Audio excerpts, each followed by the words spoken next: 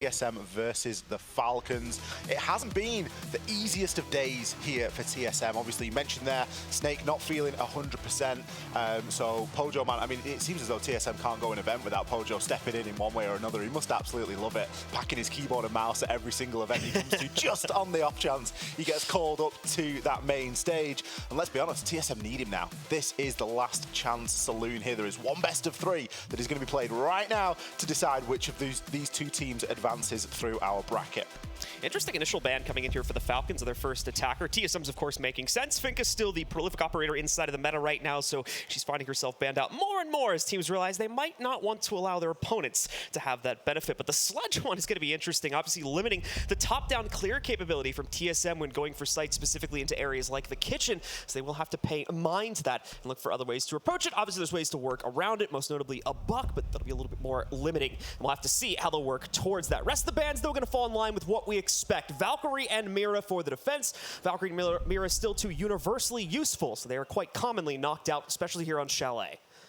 Good to see that TSM are banning the Valkyrie there. They had a lot of trouble earlier on today against BDS with leaving that Valkyrie open. Shaiko is known for his Valkyrie, and if you give a team like BDS the opportunity to gather that much information, it can be a very damning thing. So good to see it removed. Mirror, pretty part for the course. Great ban here on Chalet, as are a couple of others, but they're going to be the two main ones that we really look toward here.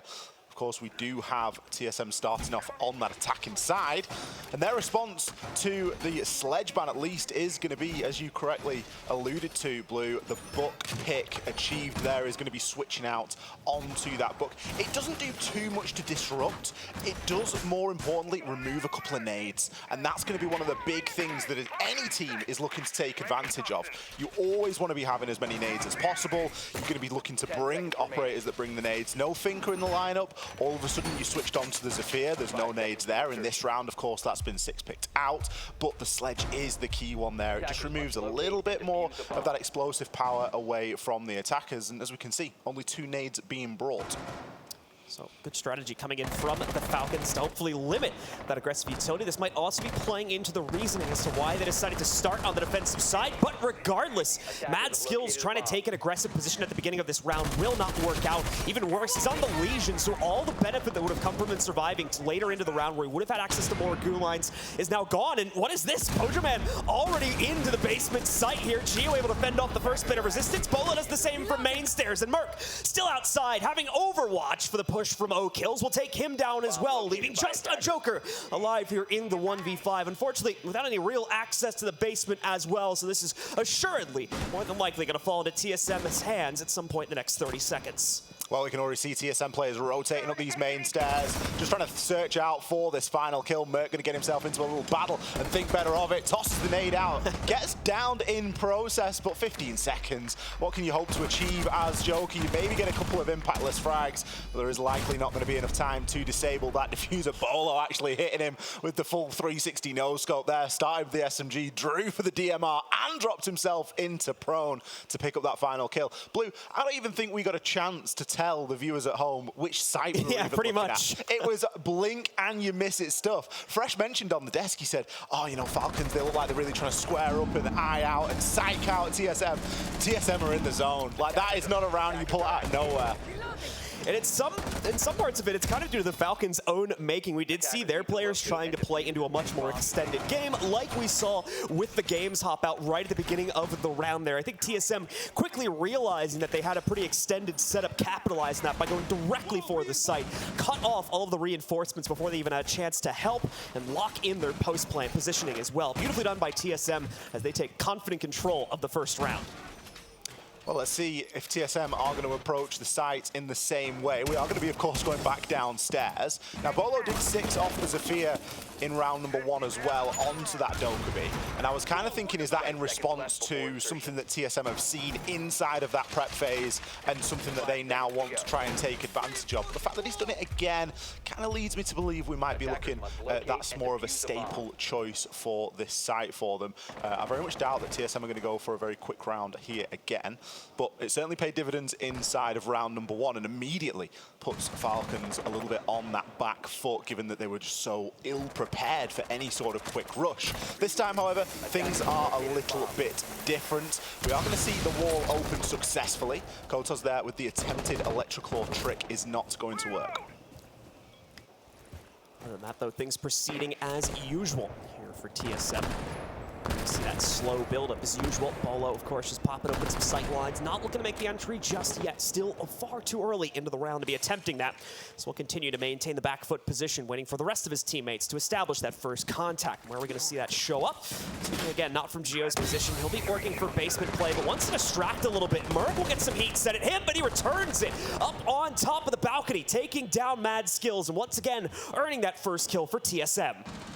Mad Skills' first death 2 rounds in a row here, and you commented last time on that Lesion. He's had a couple more of those goo mines regenerate this time, but still, it isn't the full value that you want to be seeing out of that operator. Gio can now get himself into the top of these west main stairs, apply that Inox tracker, and just see if there are any lingering footprints still of any defenders that are potentially up and around. We do have J-Lad. He's going to be on that top floor, just hiding out inside the piano area. In fact, we're going to see Gio get swung on. Okills there was getting called by the Mozzie, still managed to get himself up those west main stairs and pick up the kill. So Falcons have managed to find one back. There's still a long time here, though, for TSM to work with.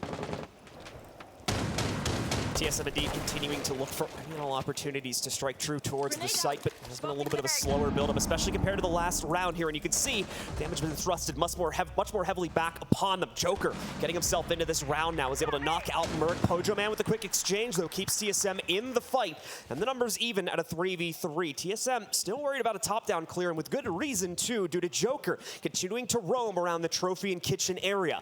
Now going to try to push himself back over towards trophy, where he'll have a stable base of operations to play from, especially considering the biggest threat to his life is going to be coming from Achieved. But Achieved, aware of this scenario, you can see that yellow ping very hot and close to the position of Joker. Achieved actually hits him once with the skeleton key, but doesn't even realize it. Thankfully, Bolo's nearby to also capitalize that. But O-Kills fast on the trade from the bottom of Laundry Stairs. He trades it right back out against Bolo, knocking him down, and again, keeping our numbers even in a 2v2 as we come down to the final 20 seconds of play.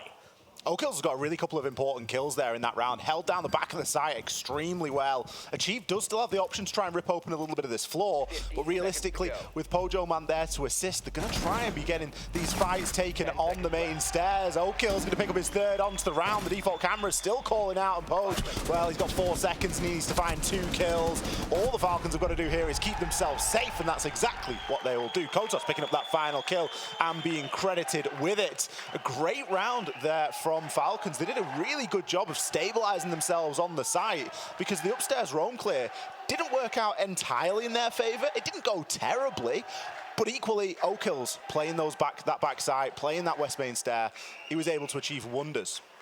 O-Kills specifically with his capability to trade out the loss certainly helped out there to bring things back under control. So now we're going to be seeing things tied up, brought to a 1-1 scoreline. Let's see what we are going to expect here inside of round number 3. Slightly different site that we're going to be headed on to. We're going to be going up to Bar and Games. Of course, we have seen basement for the first 2 rounds here. TSM winning round number 1, Falcons being successful inside of round number 2, and it's time for a little bit of a change-up. Top floor has, for all intents and purposes, pretty much fallen out of favor on Chalet, and isn't as popular a pick as it was at least at the start or at the time of Chalet getting released into the map pool after the small rework that we did have here. So we're going to go to Games instead, and Falcon's still going to be opting for this sort of drone denial. We're bringing the Mozzie. O-Kills has already done a cracking job on that operator, so I imagine he'll be playing Mozzie for the foreseeable. It does do quite a bit to try and limit that information game that you're going to need as an attacker when you're trying to clear that top floor. So now, as we move deeper into the action here on round number 3, we're going to continue to see the players, specifically Bolo here, trying to watch out, see if we're going to get those aggressive swings from the side of Falcon, which have been showing up in the past 2 rounds, and it's a great move from the Falcons as it has brought out a great amount of respect from TSM. You can note these first 30 to 40 seconds. Obviously, the first round being an exception to this because they got that early pick so quickly, but since then, a very slow crawl from this team as they remain incredibly cautious of any early shenanigans that the Falcons roster may try to get up to here. Merc finally starting to stabilize up on top of Ego. He's going to look for the first challenge if he can get it either from the office or, of course, that stable position location just outside of the library, but Koto's gonna eat off a little bit more than he's ready to chew here. He'll fall back down through the hatch while knocking off half of the HP from Pojo, man. And of course, remember, no Finka, so that's HP he's not gonna get back now. Just dropping off that library hold at around the minute mark. They hadn't invested too much utility in there too heavily to keep hold of it, and it's still going to take a little bit of time here for TSM to take full advantage of that. O-Kills, he's really thirsting for these opening picks. He's not afraid to plant his face up against a window and just see if there's anything that he can gather. We are now starting to see TSM swarm in onto this library side. They do have to be careful. There are a couple of floss mats knocking around there that you do want to keep a keen eye on. Kotos still looking to try and challenge onto Nubal, but Merc, he isn't really concerned about anything aside from the doorway in there to office. We're likely going to see a bit of a push now come through as we start to get a bit of utility thrown on in.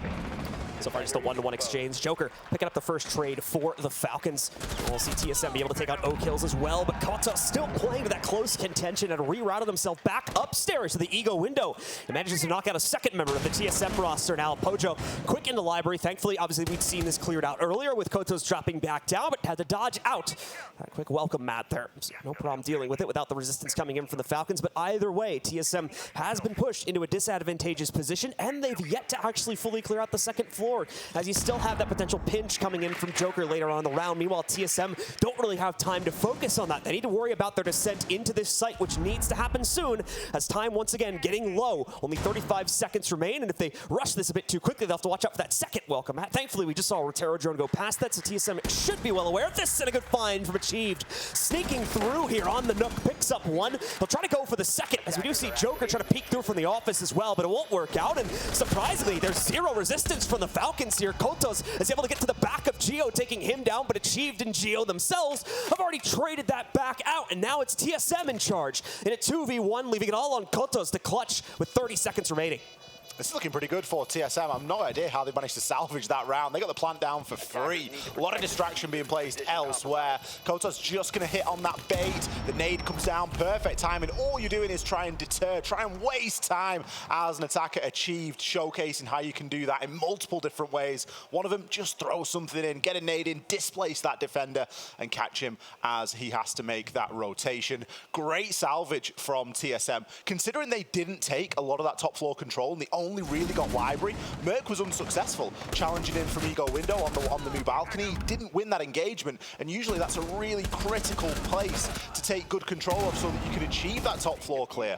TSM just working with what they had, seen an opportunity and taking it. I'm going to make an assumption the Falcons were a little bit over-reliant on Joker potentially trying to make a play and start the pinch from up on top to distract, which then would have allowed for the Insight players to engage the attacking members of TSM with a bit more confidence, and unfortunately Joker just locked out due to the resistance that he faced over by these living room stairs. So that plan never really came to fruition, and by the time that the Falcons realized it, TSM were already probably halfway through their plan.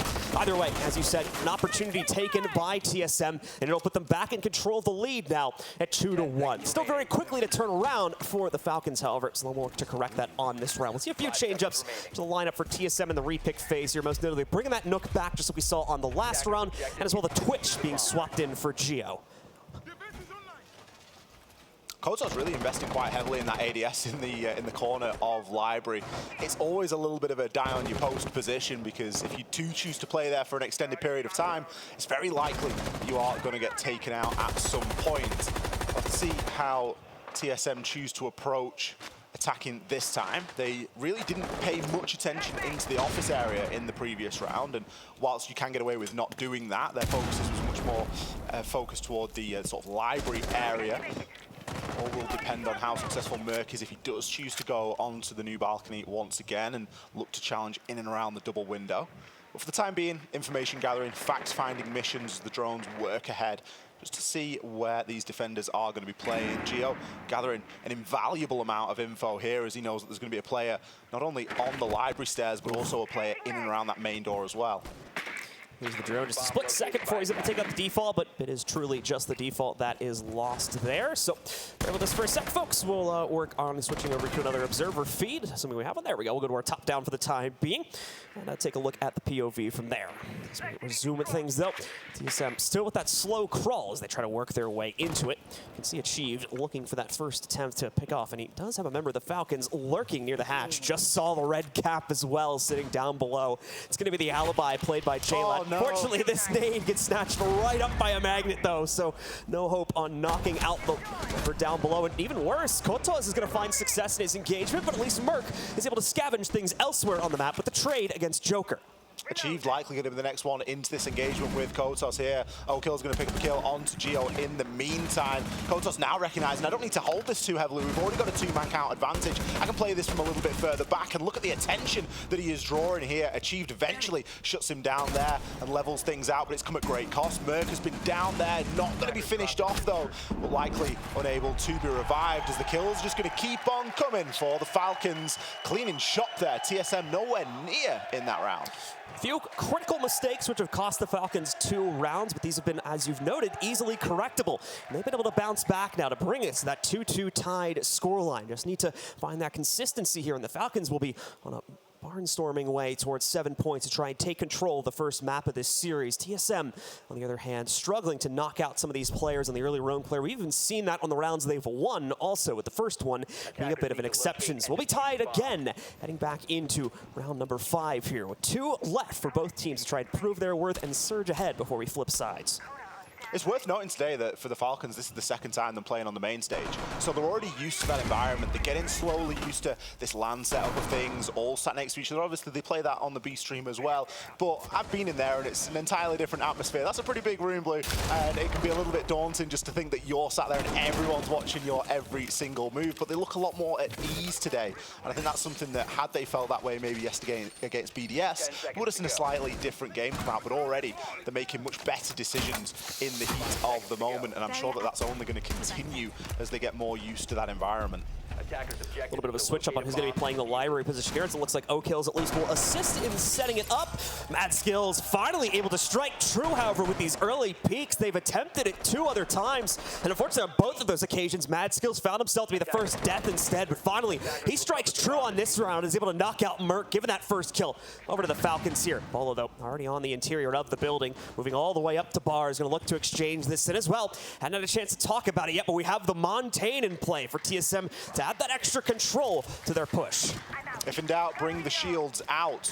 Geo is going to try and rock that Monty, that human drone, that big bullet sponge that you can just play and really be aggressive with. If you can get droned in and you can make sure that you're relatively safe, you can really start to funnel some of these defenders around. But realistically, you're going to need attackers to take advantage of that as well. And we've already seen Bolo fall, Achieved down, and we can hear that Monty pistol, and it isn't doing a great deal of damage there through the wall. Achieved might be able to be revived here as Poge is going to come to his rescue. That leaves Geo all alone for the time being. Away from that, Poacher Man going to be distracted, as you said, leaving Geo off on his lonesome. And even Achieve getting back up, obviously going to be at minimum HP. Geo in a little bit of an awkward position here, too, as he doesn't have that additional support. Mad Skills, meanwhile, single-handedly controlling the scenario. O'Kills able to finally get a piece of the action, and he'll clean it up. A full house of frags for the Falcons as they shut down another round and take the lead at 3-2. Flawless round for the Falcons. What a way to start things off here in our opening game inside of this best of 1, especially given the start that TSM had. TSM came in laser focused, nice little rush round, no mistakes, and from that point onwards the Falcons have just gone, yep, that was round 1. Guess what? You need much more than 1 round to win an entire series, and we are definitely here to play. Currently leading on the defender side of Chalet. Chalet, of course, one of those maps that we often know to be fairly good for the attackers. We know that the attackers have got a lot of opportunity here. Sure, we've got a Finker ban, but we can't attest all of the attacking prowess just to a Finker. And the sledge obviously being thrown in there as well. It's a bit more of a targeted ban, but it leaves a lot of things open still here for the attackers to use. Now, round number 6, back downstairs to the basement we go. One of the successful rounds that TSM has had so far, one of only 2. they're certainly going to be looking for something here, Blue.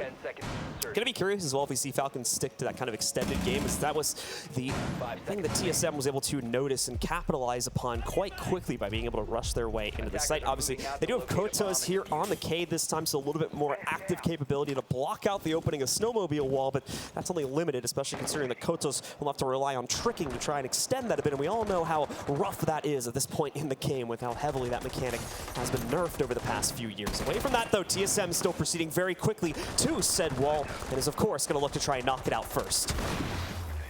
Thatch being in play is going to make this a heck of a lot easier. Ooh. Unfortunate team kill there. I thought it was the Nitro at first. I was wondering who is it taking out. There's no one in the blast range. Instead, it's going to be poor old Achieve that catches something there. Not a great position to be in. Of course, Achieved is bringing all the nades for this lineup as well. Might have indirectly have been the Nitro, as that may have been what he was trying to shoot in that scenario there. Just unfortunate timing as Achieved more than likely taking a step too far in front of his teammate. Just one of those unfortunate headshots. Spur of the moment thing for TSM, but they'll continue to work on their push regardless. Gio going to insert himself onto the back end of this play. Surprisingly open avenue here to access Wine, but Kotos now with a watch out for that behind one of the cabinets is going to be able to establish himself some overwatch. Still going to have access to a second thermite charge, but Pojoman is busy watching over the breach here at Snowmobile, so will not be able to assist in opening up that sidewall leading into Wine as well that would expose Kotos' position and allow for the push from this direction to go off without a hitch. Something that really assisted TSM in round number 1 was the book as well. Achieved obviously bringing the Nook this time, and he's been taken out, so it's a bit of a moot point. But they've not got anything really to deal with the floor inside of main lobby. If we do get to that, they might not need to. Merc storms in, picks himself up too before being traded out there by Kotos. Poach is going to fall as well. J-Lad going to find one onto Gio, and Bolo's got a lot of work to do. And not the best gun to be doing it with. Grabs one, shoots the Nitro out mid-air. Locked now into this 2 versus 1. Can he make it happen? Another Nitro comes out. He turns tail and gets shot in the back as he's desperately trying to run away. Falcons, what a start here on Chalet. Bit of a critical blunder, I think, in the attacker repick phase there for TSM. They had themselves an Amaru picked into at one point, which would have also given them access to the secondary hard destruction and the can openers, and that would have actually allowed them to open up the angle that would have exposed Kotos' position and prevented him from picking up that 3K, but instead they repicked it out towards the Zofia instead, and obviously lost access to that utility, limiting their capability to push in from line side there and opening up a window of opportunity for Kotos to frag out as he did towards the end of that round. Someone else you can look to is Book. Book, of course, secondary hard breach gadget as well. It was commented on at the time. TSM not having the greatest start on that attacking side. Of course, it's unfair to be too harsh on them with Poach playing with them at the moment, as opposed to their current 5. They're trialing, of course, Snake here at Gamers8. So, I mean, I guess you could say that they're still not really working with a full 5 technically, but it's going to be much more well-practiced with the Snake playing instead.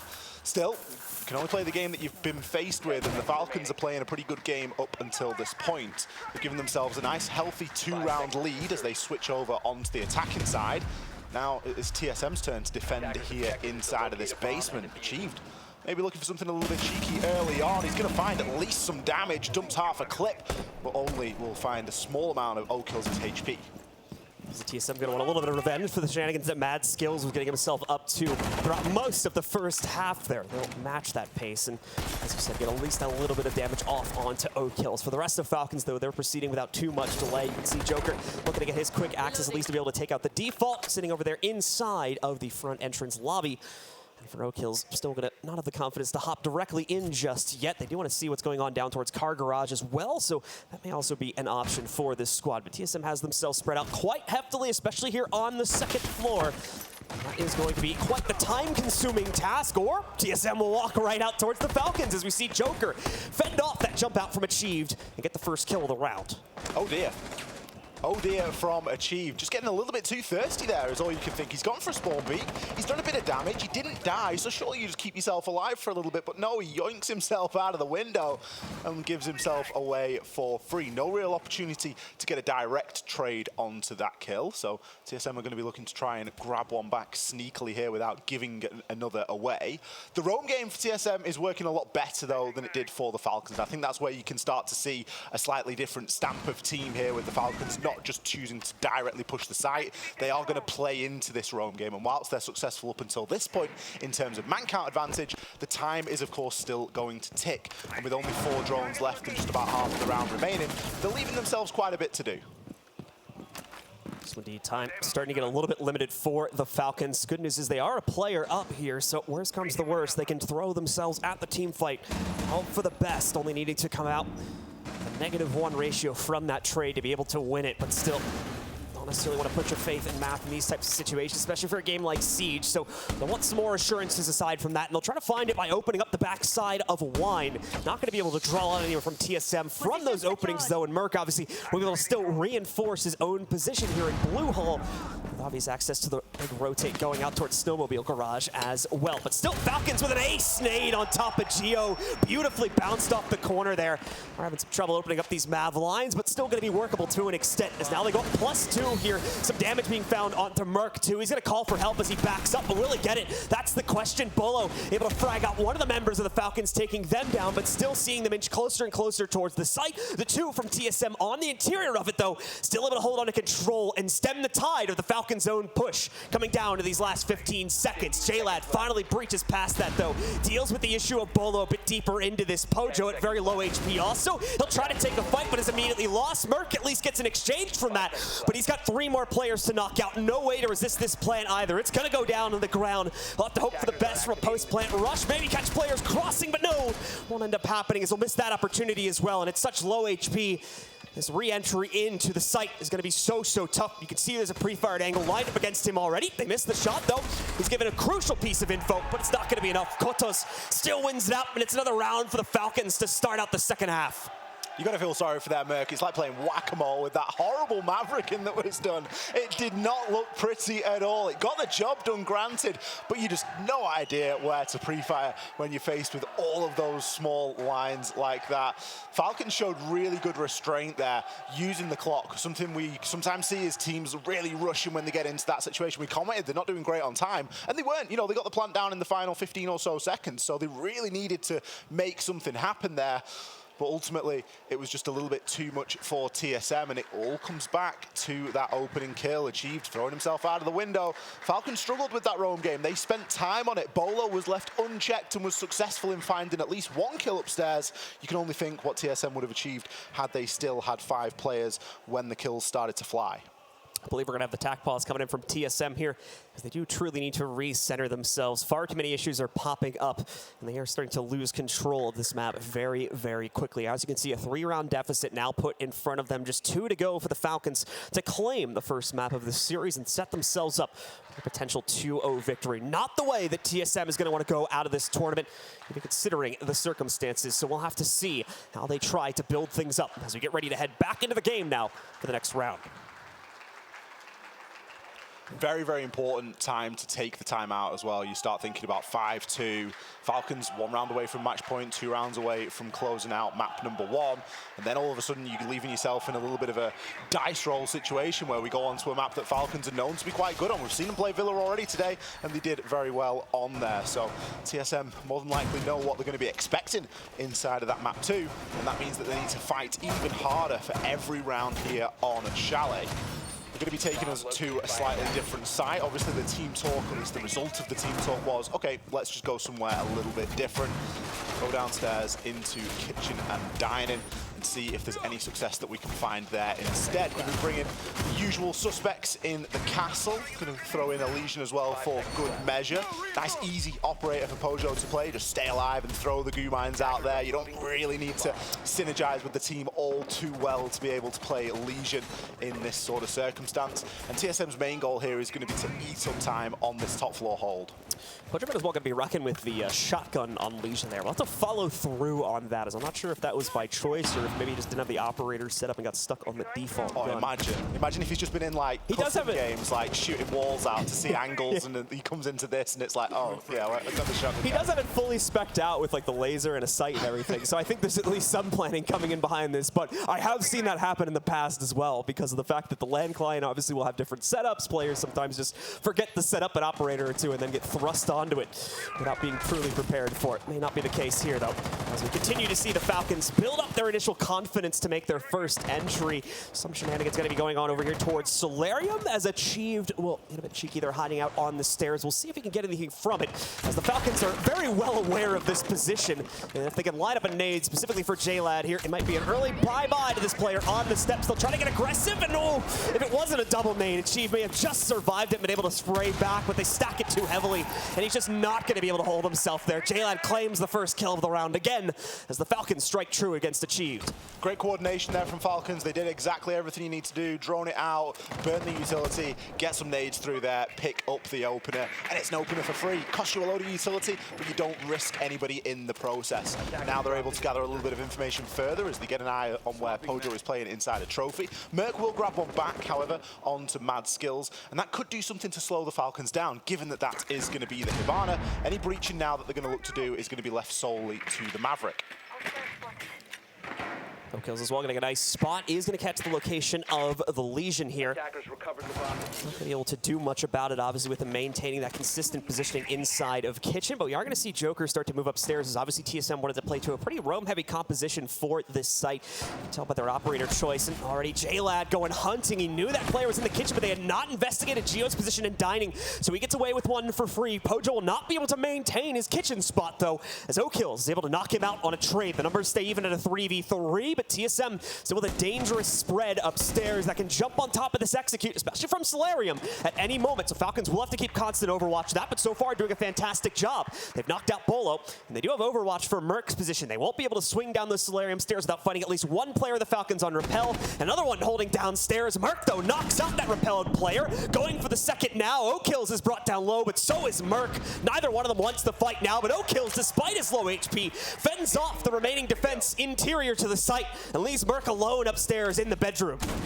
Difficult position for Merc to be in now. The plant's going to be going down. He's got information. He's actually able to get the kill and stop the plant from going down. All he's got to do is open up an angle and keep an eye on this. He knows that the clock's going to run out and the plant has to be stuck here. Can he find the angle? It's like shooting your own feet. Merc, he comes away with it. He had 1 HP and a dream. What a round from someone that otherwise has had a fairly quiet game up until this point. Massive round for Merc. Can't really blame Merc for the kind of second guessing that would have been in the same exact position. Horrible. If I were on that side, I would have been like, oh yeah, there's no way he's going to plant in that same exact spot. Yeah. He did have like a 2-second buffer to try and move as well, but still was able to recheck it there towards the end and still course correct, as TSM are able to hold on for at least one more round here. Within 2 rounds grasp of the Falcons scoreline now, but still a bit more work to do to bring it back. Either way, great control over the situation, especially again considering the fact that they had trouble maintaining some of their earlier positions, which were lost quite early on due to that great entry power from the Falcons. Merc skyrocketing himself up the leaderboard there after that last round as well. 10-7 now, really sticking the team on his back. No one really has got a fantastic KD on the side of TSM at the moment. There's a couple of players on the Falcons that are doing fairly well for themselves, namely O'Kills, who by all accounts is having a bit of a heater of a day. Could be something for TSM to try and build a little bit of momentum off the back of now. It's one of the first rounds that's gone their way for quite a long time, as they weren't successful on the attacking side all too much. Round number 1 and round number 3 were the only rounds that they were able to pick up there. So good to see them get themselves back on the board here as they move on to that defensive side. But they need to chain it together, and they need to keep Falcons off getting onto that match point. Pojo, of course, bringing out the Frost once again to bolster the defenses on that library position, especially if there isn't appropriate utility on the attack to deal with those mats. It is obviously going to give TSM a massive advantage in any gunfight that goes on if that extended library player is able to maintain that position. So we'll slow down that early clear from the Falcons quite heftily. Falcons try to contest over here with the auxiliary entrance towards the basement, though, so not going to be able to find such an easy clear that is. As that player sitting inside of the basement from TSM will also have strong resistance for the inside of Wine, but also quickly back away. It's all on delay here right now. TSM don't want the outright fight. They just want to put the fear into the Falcons so that they don't outright make the push forward. Joker, though, is able to sneak his way in. He's going to try to push himself through Car Garage to see if he can fend off that basement defender from TSM. I do believe that player has rotated towards the other side of the map, though, so it's going to be quite troublesome to try and catch either one of them at this point in the round. Bomb located by attackers. J-Lad going to be on the Nook play, just pushing himself through dining room at the moment. Could be a little bit of a silent assassin there if he gets himself into the right sort of position. Madskill's going to quietly make his way in through the garage as well. One of the big advantages of the Maverick there is you don't make a lot of noise at all.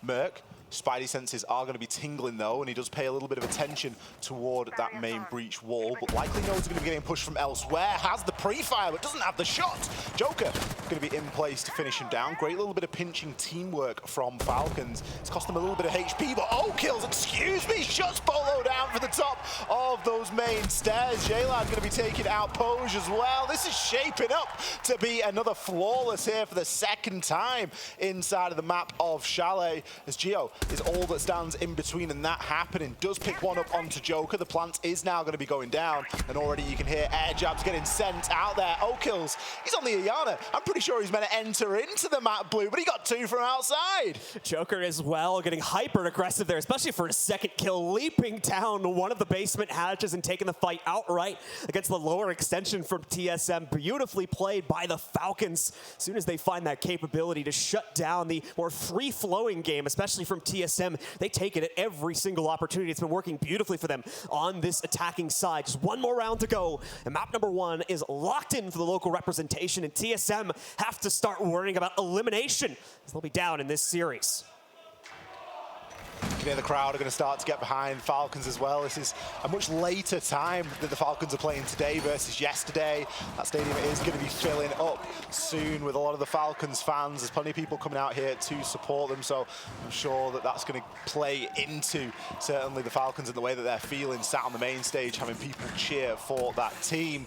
And on the flip side is TSM, you know, you haven't got that home crowd advantage. You know, you used to, maybe having a couple of people shout your name, or some of the good classic TSM chants, or should I say the good classic NA chants, Blue. The let's go and then insert any NA team. Maybe TSM are just missing that at the minute. We just need like a here we go, Falcons, here we go. We need one of those. Yeah, I mean, that probably happened. Yeah. I won't fight that point, but we are going to see TSM switch things up, still emphasizing the delay with at least one of their operators. We see the Frost get switched out towards a cap can instead for Merc's sake there. Obviously going to try and see if they can trick up the members of the Falcons. This is oftentimes just kind of a one-and-done operator select, as well you might sneak off that kill or two after that round is played. The attackers are going to pay extra attention to those surrounding door molds there to make sure that they don't find themselves picked off by those stackable EDDs. While the Falcons have been really good on their attacks, they have been struggling a little bit with the drones. So if you're going to throw the Capcan out there and force them to thoroughly drone every single doorway, it's going to eat up into that time. It's going to eat up into that droning work as well. They haven't been entirely efficient with that information as the attackers. There's a couple of times we'll just sort of see a drone lying on the floor outside, or they're going to lose a lot of drones in order to gather a very small amount of information that isn't immediately acted upon. So you just got to keep a little bit of an eye on that. And things like the Capcan are great for furthering that slowdown. Much slower round here, though, as speaking of drones, I feel like we've just seen like 3 die. It's been almost perfect. Achieved is still hanging around the window, but Joker with the one-tap. That's all the invitation he needs to get himself straight in. Quick little glance to check for Capcan trapped, and he is already into the building. More surprised that Achieved ended up getting baited into that there. Just the slow tap, and the third one strikes true to knock him out in one final shot. Unfortunate for Achieved, as he was the front runner for this team, and Bolo secondary in that same role. So now that extended game has been lost almost entirely. Doubling down on it, though, you're going to notice there's still a few more players out and about, such as Merc upstairs in the office. And I believe we have Geo and Pojo Man left to defend the site. So how is Merc going to find himself effective in this situation? Needs to start routing himself towards a flank, as the pressure is going to be coming in very, very soon from that back wall and wine to work themselves into this site. Breach is going to get opened. Merc now going to make that rotation, getting himself down library. He's got an opportunity here to try and peek in and double up with Pojo, man. Pojo going to play aggressively on the breach. Geometric and him share one as kills start to fly. Now Pojo has to hit the reload. He's only got the SMG, so he doesn't have the luxury of ammunition. Madskill's going to be there to take him down. Geo playing deep inside of the site. What was he going to be able to do against the Finca LMG and the might of the Falcons bearing down upon him? Falcons going to be successful on map number 1. Falcons showing again why they've been so strong at this tournament in the second half. Their attacking prowess looking to be second to none in this tournament right now as TSM just cannot contend against it in the mid-round, especially when it came to their early aggression. Just could not keep up pace with the clearing that was coming in from the Falcons. And as a result, they sweep through map number 1 and take control, leaving them only one map away from a spot in the finals bracket, as well as knocking out TSM from the tournament. TSM going to be feeling a little bit downtrodden after that one. Really a lot of things not going their way. They suffered on timing, they suffered on quite a little bit of teamwork, and they really suffered inside of those gunfights. The Falcons on the flip side, they took advantage of all of those shortcomings and more. They brought us a great game of Siege. Definitely the case. That'll do it for the two of us right now, but we've got map number 2 right around the corner, so let's head back down to Milos at the desk to break down our first map. Thank you very much, Blue and Exen. Yes, a massive surprise. The Falcons are able to take the win, but it may only be a surprise to our international viewers, not to the local fans that were cheering. We were standing in the middle of them, and it was a hell of an experience. I'll tell you that much. But let's kind of roll back and talk about the map end specifically before we head deeper into the kind of strategy of it, because if I'm not mistaken, now Chalet, TSM's pick, Falcons pick a start on defense, which is, that's called masochism, by the way, and they still ended a 4-2 half on defense on Chalet against TSM, the world champions, Jack. And that's what I'm saying is, even I was saying in the pre-match, if they get a 3-3 split, they'll be more than happy. They've put so much pressure on TSM. They get a 4-2 split, and TSM are thinking, what have we done? They were consistent. I would say that they were very structured. They were using the power positions of the map. So probably what we have seen in this map, it was Falcons just being superior to TSM. They, even their post spawns are fantastic. And actually, let's take a look at our scoreboard brought to you by STC. One of our many sponsors here at Gamers8. Kotob at 10 kills, 0 kills at 12 kills. I mean, you gotta change that name at some point. Of course, everybody's favorite Joker. He's the man. He's got it. I would just say that right now Falcons just have all the advantage of them. As 0 kills and Q were just carrying this whole game, being so confident, being so high peak with that crowd. I mean, that crowd just helped a lot then with that confidence. I'm looking at that scoreboard and I'm seeing a team performance. I'm seeing, sure, you're seeing 10 and 4, you're seeing 12 and 4, but everyone else is pulling in their weight as well. Mad Skills, J-Lad, Joker as well. And I think, you know, realistically, it was a team performance. If you look at the setups on those defense, it was nice, clear, default, very simple setups that Falcons are employing, and then just playing together around that. And that's what we've seen teams do. And in this meta, it's so effective is when you're playing team fights against individual plays, you will find success and you will find kills. That's exactly what Falcons did. They isolated TSM and took them one by one. It's even more impressive, like we said in the beginning, considering the fact that this started on defense for Falcons. And Twister, you're a very experienced coach. Why do you think that Chalet is seen as this map that is so attacker-sided? I would say that probably on the attack side that Chalet, you are able to do many things that you want. You are able to take many entrances in the map. So you can do basically whatever you want to get into the bomb site and maybe plant or just execute. Well, there you go. Used up perfectly here by the Falcons. But our highlights brought to you by Aramco. As I turn to you, Jack, because this has got to hurt for TSM, doesn't it? I mean, this whole day's got to hurt. They're wondering when it stops. You know, they start out with a 0-2 loss against BDS, and they looked horrible. And then they've come into this game, and it's just not improved. You know, they were given everything they needed. Their map choice to start the best of 3 fixture. The starting side that they would have wanted had they have had the choice. And then things just are not clicking for them. And sure, we can give them a mitigating circumstance. We can say, sure, they're having to play with their coach at last minute because their trialist is out. However, you know, they should still have enough quality. Like, 4 of these players in this roster are world champions, for Christ's sake. And I think that's the problem with it. And the problem with TSM today is, like, they've lacked adaptability, they've lacked playing together, it's all been very solo. You know, we're seeing it one round in maybe 10, where they're playing together, playing how they would want to play. Across 3 maps today, I think, unfortunately for them. We see a lot of individual performance from them, like Merc doing some clutches and holding some advantage. But even with that, they were not able to keep everything together, as Fresh said. So it was probably impossible for them to win the next map with this. How do you reset from all of this? You've both been coaching teams that have been either on the Falcons end or on the TSM end. So what do you think? I would say that probably when you are on this kind of situation and even playing in front of a crowd against you, this will be huge as being handled. You have to just, oh, let's just forget about it. Let's think about what we are doing specifically in attack, specifically in defense in the other map, and maybe take these things different. TSM are probably at the point of thinking, let's just take this round by round. Let's not even think about winning this whole fixture in a map 3. Let's just think about winning this first round, what we can do to just absolutely get that first round over the line, then the next, and then the next, because, you know, they've succumbed to a lot of pressure today. In a way, the pressure is doubled down. It's on more than ever because we expect TSM to beat BDS. We expect TSM to beat Falcons.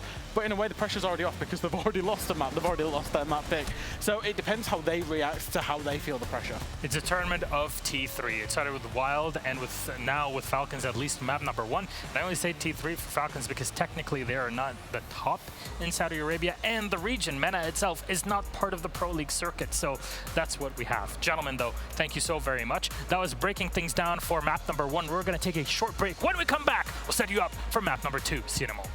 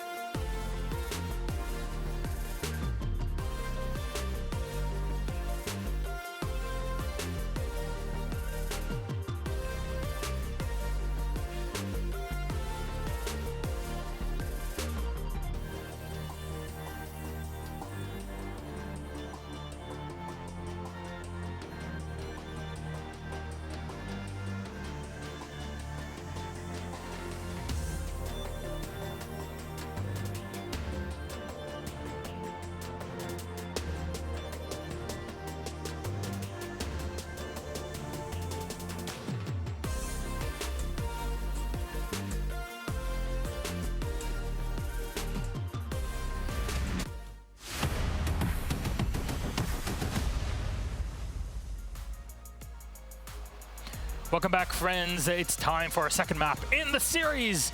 and the local heroes. The Falcons are up 1-0 against the world champions, TSM. That feels good to say for so many reasons. But before we get started into map number 2, let's revise our map veto just so you have all the information in your head nice and fresh. First up, we went to Chalet. TSM, that was their pick, ended up losing it despite their start on the attacking side. 4-2 at the half for the Falcons. They took it 7-3 total. Villa now is Falcons' pick, and TSM have picked up a defense start, which makes a ton of sense given everything.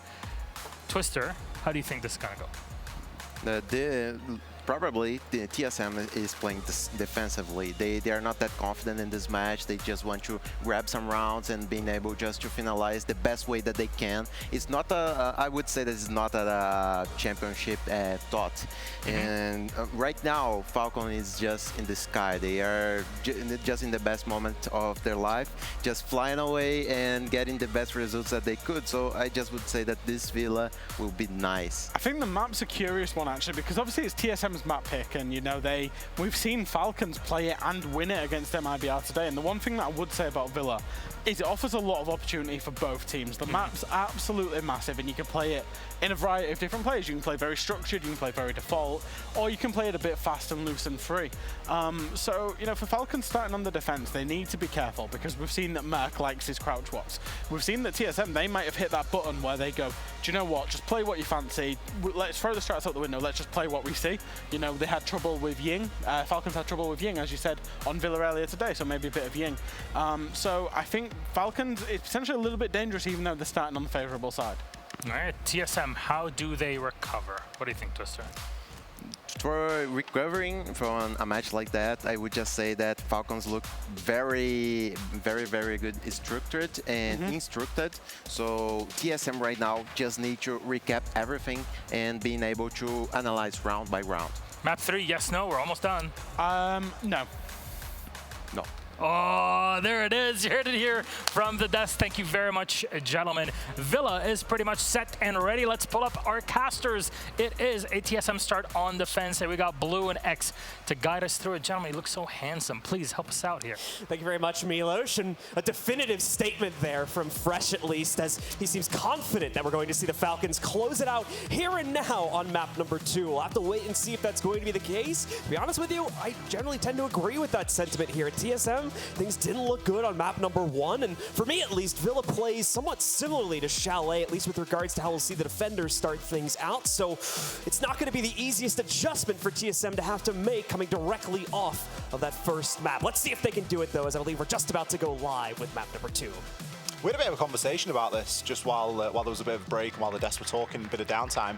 And we kind of said it's almost difficult to watch a team that we know like TSM, SI winners, going up against a team that for us, relatively unknown. You know, we don't really know too much about Falcons, and this is a bit of a learning experience for us, and it's kind of hard to watch a team that we know like TSM struggle against them, because you're like, well, who are these guys? How are they so good? And the reason is that they're playing the game that's put in front of them right now, and they've certainly got TSM on the back foot here inside of this best of 3.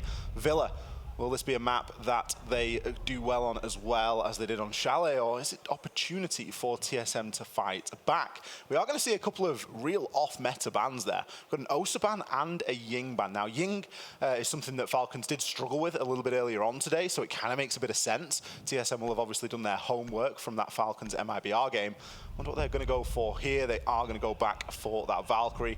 Kind of frees TSM up a little bit there to just make their own decision and see what they want to deal with or without for that first phase. The OSA one from TSM is going to be interesting as well. We have seen OSA be quite useful, especially for pushes into laundry to be able to access tarps and kitchen site. Wow, the last one from TSM makes perfect sense, though. Obviously, we've seen Azami surge in the meta ever since she was activated a few months ago at this point, and she has also surged in the ban pick as well, especially at least with the NAL. So that's going to make perfect sense to see her show up there. We'll have to see how the rest of these bans play out, though. So we get ourselves into it for the second map, potentially the final map for TSM. If they cannot rebound from their initial performance on Chalet, they'll be going home, and the last hope for North America here at Gamers8 will fall with them. SSG, of course, already being knocked out a little bit earlier on. Liquid, A fantastic comeback over on Border, where they really battled back against that match point for round after round to bring it back, and then pretty short affair over on Oregon as well. So really is the last hope here for North America. TSM, we've got to make every single round in this map count. They're going to go into trophy and statuary to start off their stand. Nothing too outlandish in the operator picks for the defender side. Obviously, the attackers are subject to change, and already we see a couple of those changes coming on through. Nothing really too extravagant. We've gone from a 0 over to a sledge, so obviously opting for a little bit more of that soft breach destruction. The thing that I'm kind of intrigued about here is the mirror and where Merc will choose to play it. We do have one there in from Aviator looking into study, and it looks as though he's going to place the other one over on that statuary wall, keeping an eye on that main bedroom, making it, admittedly, a lot more difficult to take control of that area.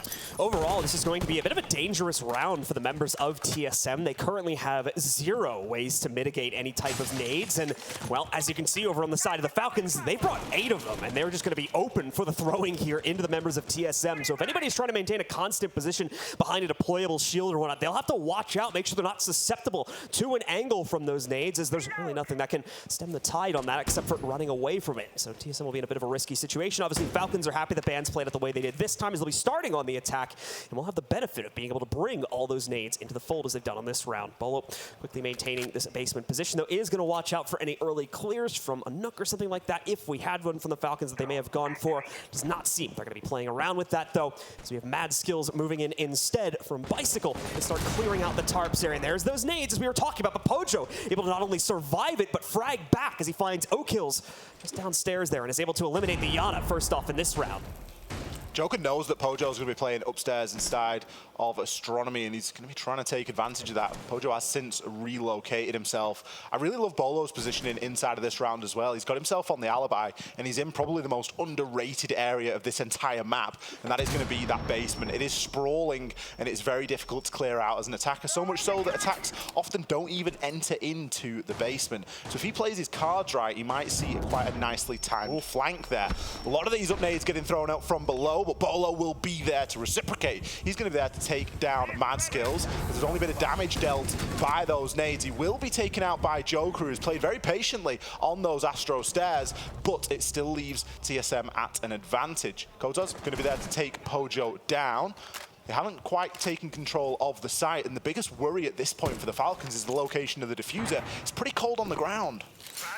This will be a problem for the Falcons and these nades that I talked about at the beginning of the round. They become a little bit of a double-edged sword here. Joker going for the rappel on red carpet leaves him so easily exposed to Geo, and he hops over the banister to take him down. One final pickup from Achieved as well. A strategical blunder from the Falcons as they go for arguably the riskiest move on this map from the attacking side, and it predictably does not pay off. We need to find Joker after this and have a word. That's like the second time we see them do a crazy rappel. He did it yesterday. On Border. He did it on Border. He rappelled down the atrium, down the main area in Border yesterday, and actually got away with it. And today he nearly gets away with it on Villa. I've never seen anybody do that. Quite rightly, he got taken out, and TSM are going to be credited with the first round. That wasn't the biggest problem there, admittedly, for the Falcons. I think they really didn't capitalize as much as they could have done on those nades. They had so many nades. The up nades, whilst they were good, they dealt a little bit of damage, and they gave access to destroying some of those canisters for the mirror windows. They didn't net a kill, and that's what you're going to be looking for. You're going to look for those freebies from below to try and give yourself a little bit of an advantage. Bolo's roam, he picked up one, and he wasted a ton of time. It was a much better round there from TSM. Even worse, we saw a few of those nades actually open up top-down angles that members of TSM were able to use to take out at least one member of the Falcons roster. So huge double-edged sword effect coming in for them on that. We are going to already start to see some change-ups in that regard, as I believe they'll only have 6 of them for this round. Chalet will be back onto the sledge for it. See Joker keep them as well on the Finca. We also are going to see the Zero come out to play. That we have seen pop up from time to time on this map to get that extra intel from the Argus cams, which is certainly going to be helpful here for Falcons, considering they struggled with that quite heavily back on the first round. Let's see what crazy stuff Joker tries to pull this time. I mean, how many more crazy rappels are there for him to find? Is he going to show us one that's just so ridiculous we've never even considered it? Maybe we'll have to keep a closer eye, but they're going to be at least attacking into Aviator and Games, or more commonly known as AVG. Got a quite a nice little line of sight there for TSM to work with. They've opted not to reinforce that whole wall. It makes getting into study a lot more tricky. We do have a couple of Argus cameras to get out there and to gather a little bit of info, as the drone game is going to start to work from below as well. And in conjunction with those Argus cameras, you should be able to get yourself a couple of good nade spots from there.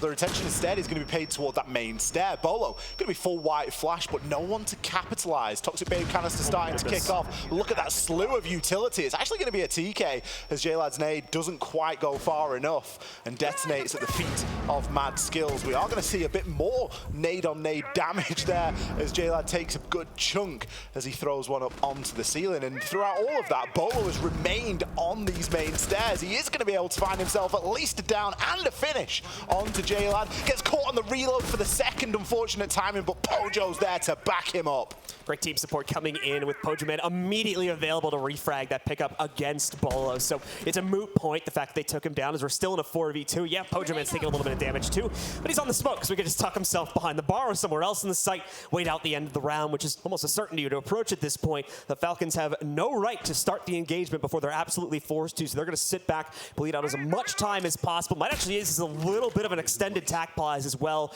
since the round itself might be dead at this point. They're going to be sitting back, no sign of any forward movement from them, and even worse, the K still down below. Oakhills will have to cross that top-down angle to retrieve it, meaning he could get picked off before he even sees the site as well. Falcons taking the time, waiting for TSM to make a mistake, but TSM, they have superglued their feet to the floor. They do not need to move, and they are not going to. They have no reason to give themselves up here. Kotos, that's a little bit aggressive onto the breach, just seeing if there's anything that he could find, but quite rightly, there is no one from TSM home. With the diffuser still cold, they really don't have too many concerns at all. Gio just going to be playing outside of Vault Door as Oakhills approaches the study door. Looking maybe to try and push his way on through, at least bait a TSM member into an engagement. As we can hear there, a couple of magnets popping off in the distance. But still, case cold. 7 seconds left. This is not going to end well, and TSM likely going to end up 2-0 up here as the last 2 kills are confirmed. Achieved and Geo, they've bounced back in a pretty fine way, especially considering how badly Chalet went for them. They've entirely reset that mental, and they've come to Villa to play.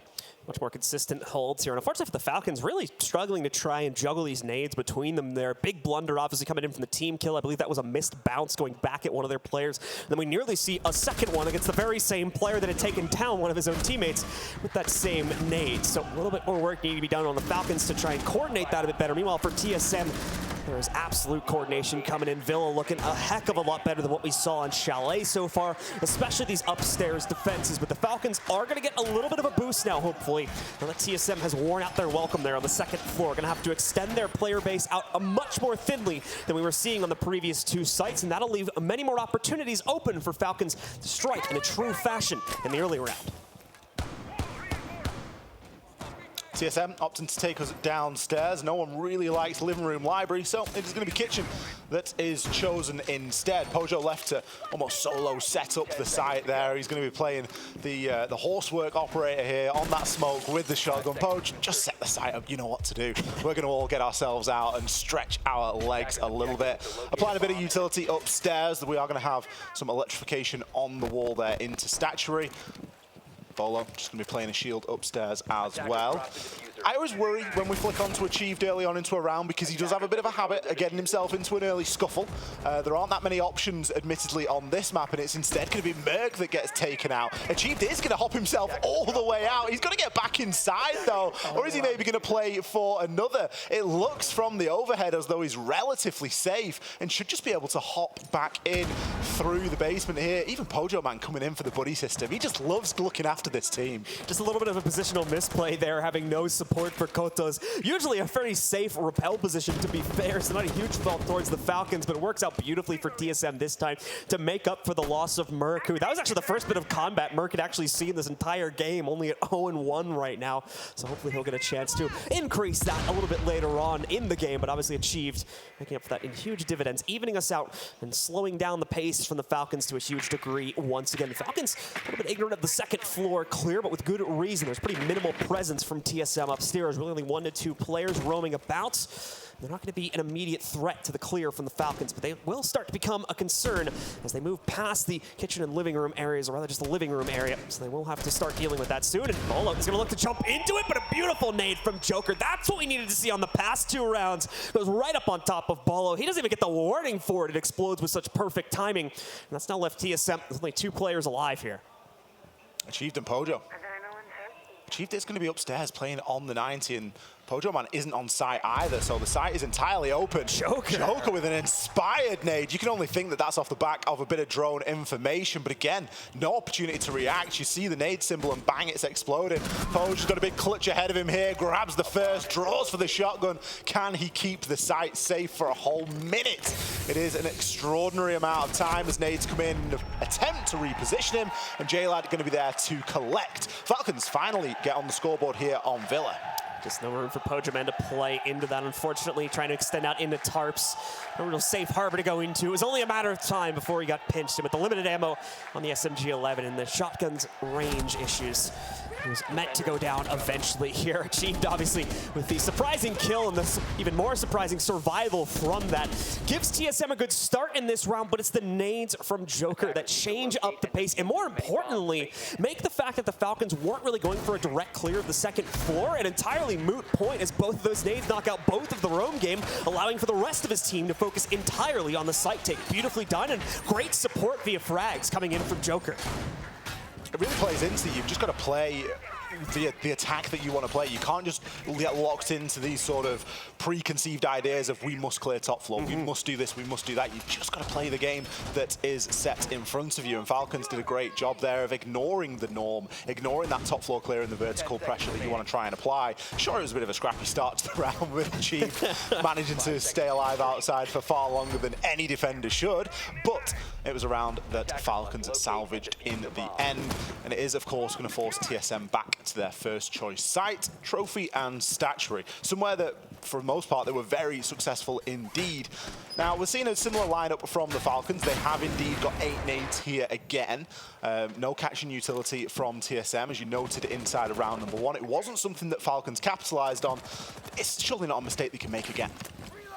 Let's find out here if Falcons are going to be able to continue their rampage after what we saw in the previous round, and if TSM will be able to dodge out some of the issues from this utility. Still going to be bringing really only those nades in terms of utility here for the Falcons. Obviously, they've got the 2 claymores to support their position too, as J-Lad gives us a pretty rare glimpse at Ash. Obviously, haven't seen a whole lot of her as of late. We are going to see that nade. Doesn't look like it hit, but indeed it did, and they're going to know from cam intel as well. Gio's gone down. It's a bit of a race to try and grab him. You can see the drone just constantly feeding yellow pings as they make sure they get that final nade off before the revive was to happen. Don't really think TSM are going to go for it with an active drone on top of it, but either way, still a nice kill coming in. Bolo, though, with a snapshot frag against Joker, gets revenge and evens out the numbers.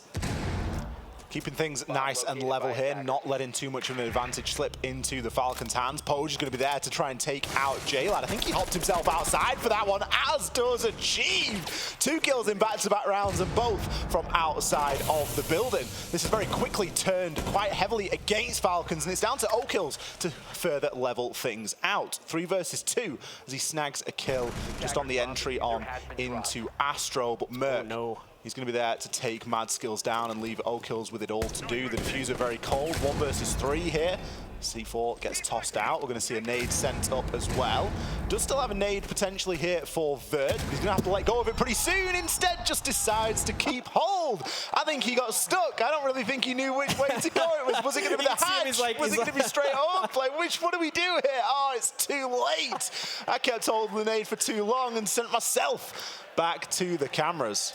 His mind was moving faster than his fingers, unfortunately, so he's just not able to get that nade out of his hand in time, and we get that unfortunate blunder. Not that he realistically was able to do much of that round anyway. I brought this up before the tournament. Obviously, some of these 1vx's are being played out a little bit weirdly at this tournament because we have that bounty cash pool, 100K and 25K for our MVP, as well as our top player with the most kills here. So players inside of those situations, when they realize the round's over, they're still going to probably try trying to play it out to see if they can fish out that extra kill or two just for the sake of trying to increase their odds of picking up that pool. And I think we see a bit of an example of that right there. Yeah, we haven't seen a single impromptu tack timeout where a player will just get themselves onto the roof, stay safe, and use like 40, 50 seconds. Yep. They're like, nah, I need to get at least one kill. I've got to have a chance. You know, you've got players like Rampy and Shaiko to try and catch up with. So as the Falcons try to catch up to the kill totals of some of the players on SSG, TSM is going to excel with a much more consistent performance here on Villa. 3-1 over the Falcons. Really love that pace change-up that we saw in the middle of the round two, playing pretty much a default to start things out, but then suddenly leaping, I believe, 2 players outside of windows to get right in the face of Falcons, just not giving them any predictable style to work around, and as a result, gives TSM that very early advantage, even though things didn't necessarily start out all that great.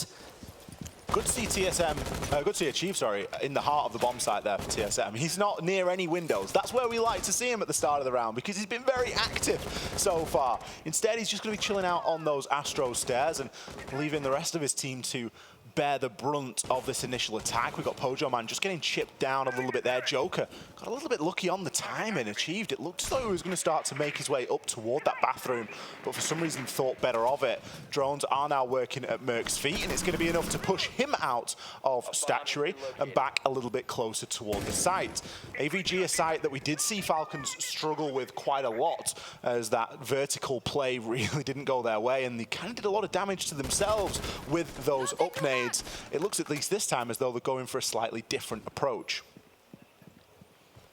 Things are surprisingly quiet across the map right now, given the kind of explosive nature of this game up until this point. No one wanting to take a massive risk of the swing on this round, but Merc nearly getting one there for the members of the Falcons, still holding that trophy statuary control. We saw Joker now jumping down into the middle balcony of the red hall here, knocking out Geo as well. Direct contact taken towards the kitchen defense, and still one more player sits nearby is Achieved. Also going to maintain that position, looking to distract out and waste all this extra time away from the Falcons here. Meanwhile, Bolo defends the site itself with that deployable shield supporting a Merc having the overwatch from the other side. And of course, the distraction still well in play from down below.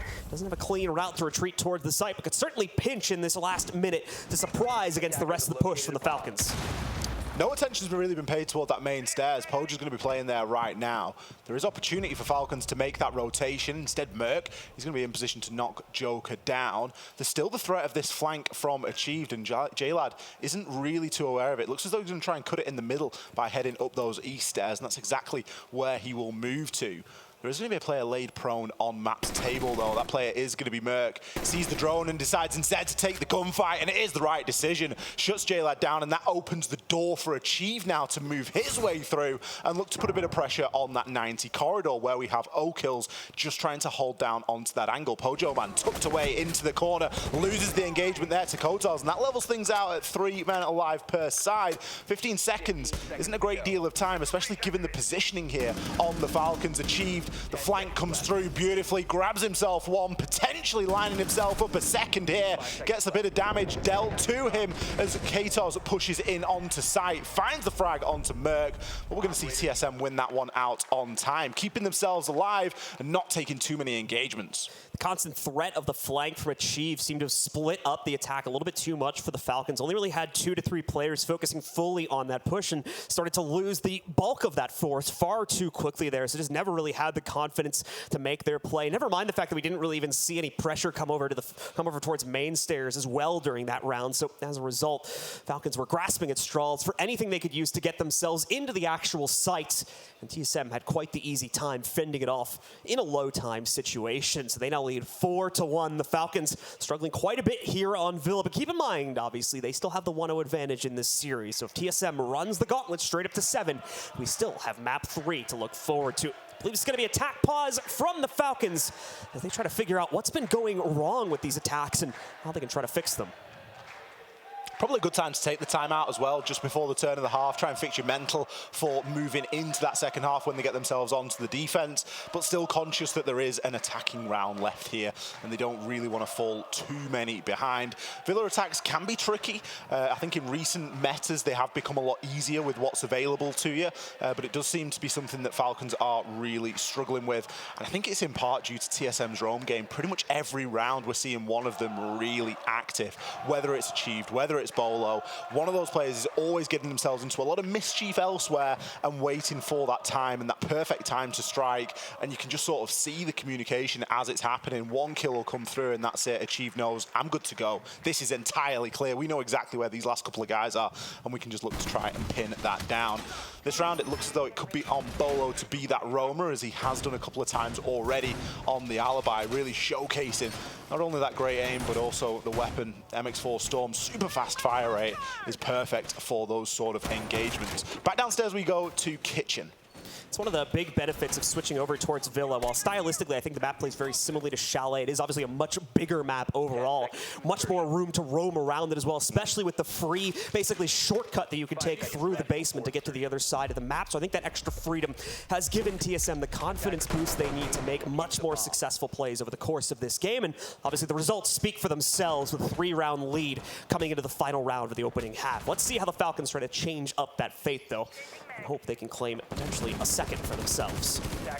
There's nothing too different in terms of lineup. It's not as if they've gone away and said, we're going to bring a shield and do this. So they're obviously looking to stay doing what they have been doing, because it's not all been falling apart. There's quite a few errors that they've made themselves that have really come back to bite them, and had those errors not occurred, it could have been a slightly different outcome. Gio, you're focusing on him initially as he's inside living room. Shouldn't be too concerned about anybody aggressively pushing on in, but there are going to be a couple of drones working at his feet. Okil's inside a piano. He's got a couple of lines of sight there, just onto the bottom of those east stairs. It's likely that we're going to see the same sort of attention paid toward that top floor. We obviously had Achieved running out the previous time we saw this site, and it did make that top floor top floor clear a little bit easier to do, because Falcons knew that there weren't too many people up there. This time, however, TSM are playing a lot more reserved. They still are holding those power positions upstairs, and they're kind of not really giving Falcons much other option other than say, you're going to have to find us.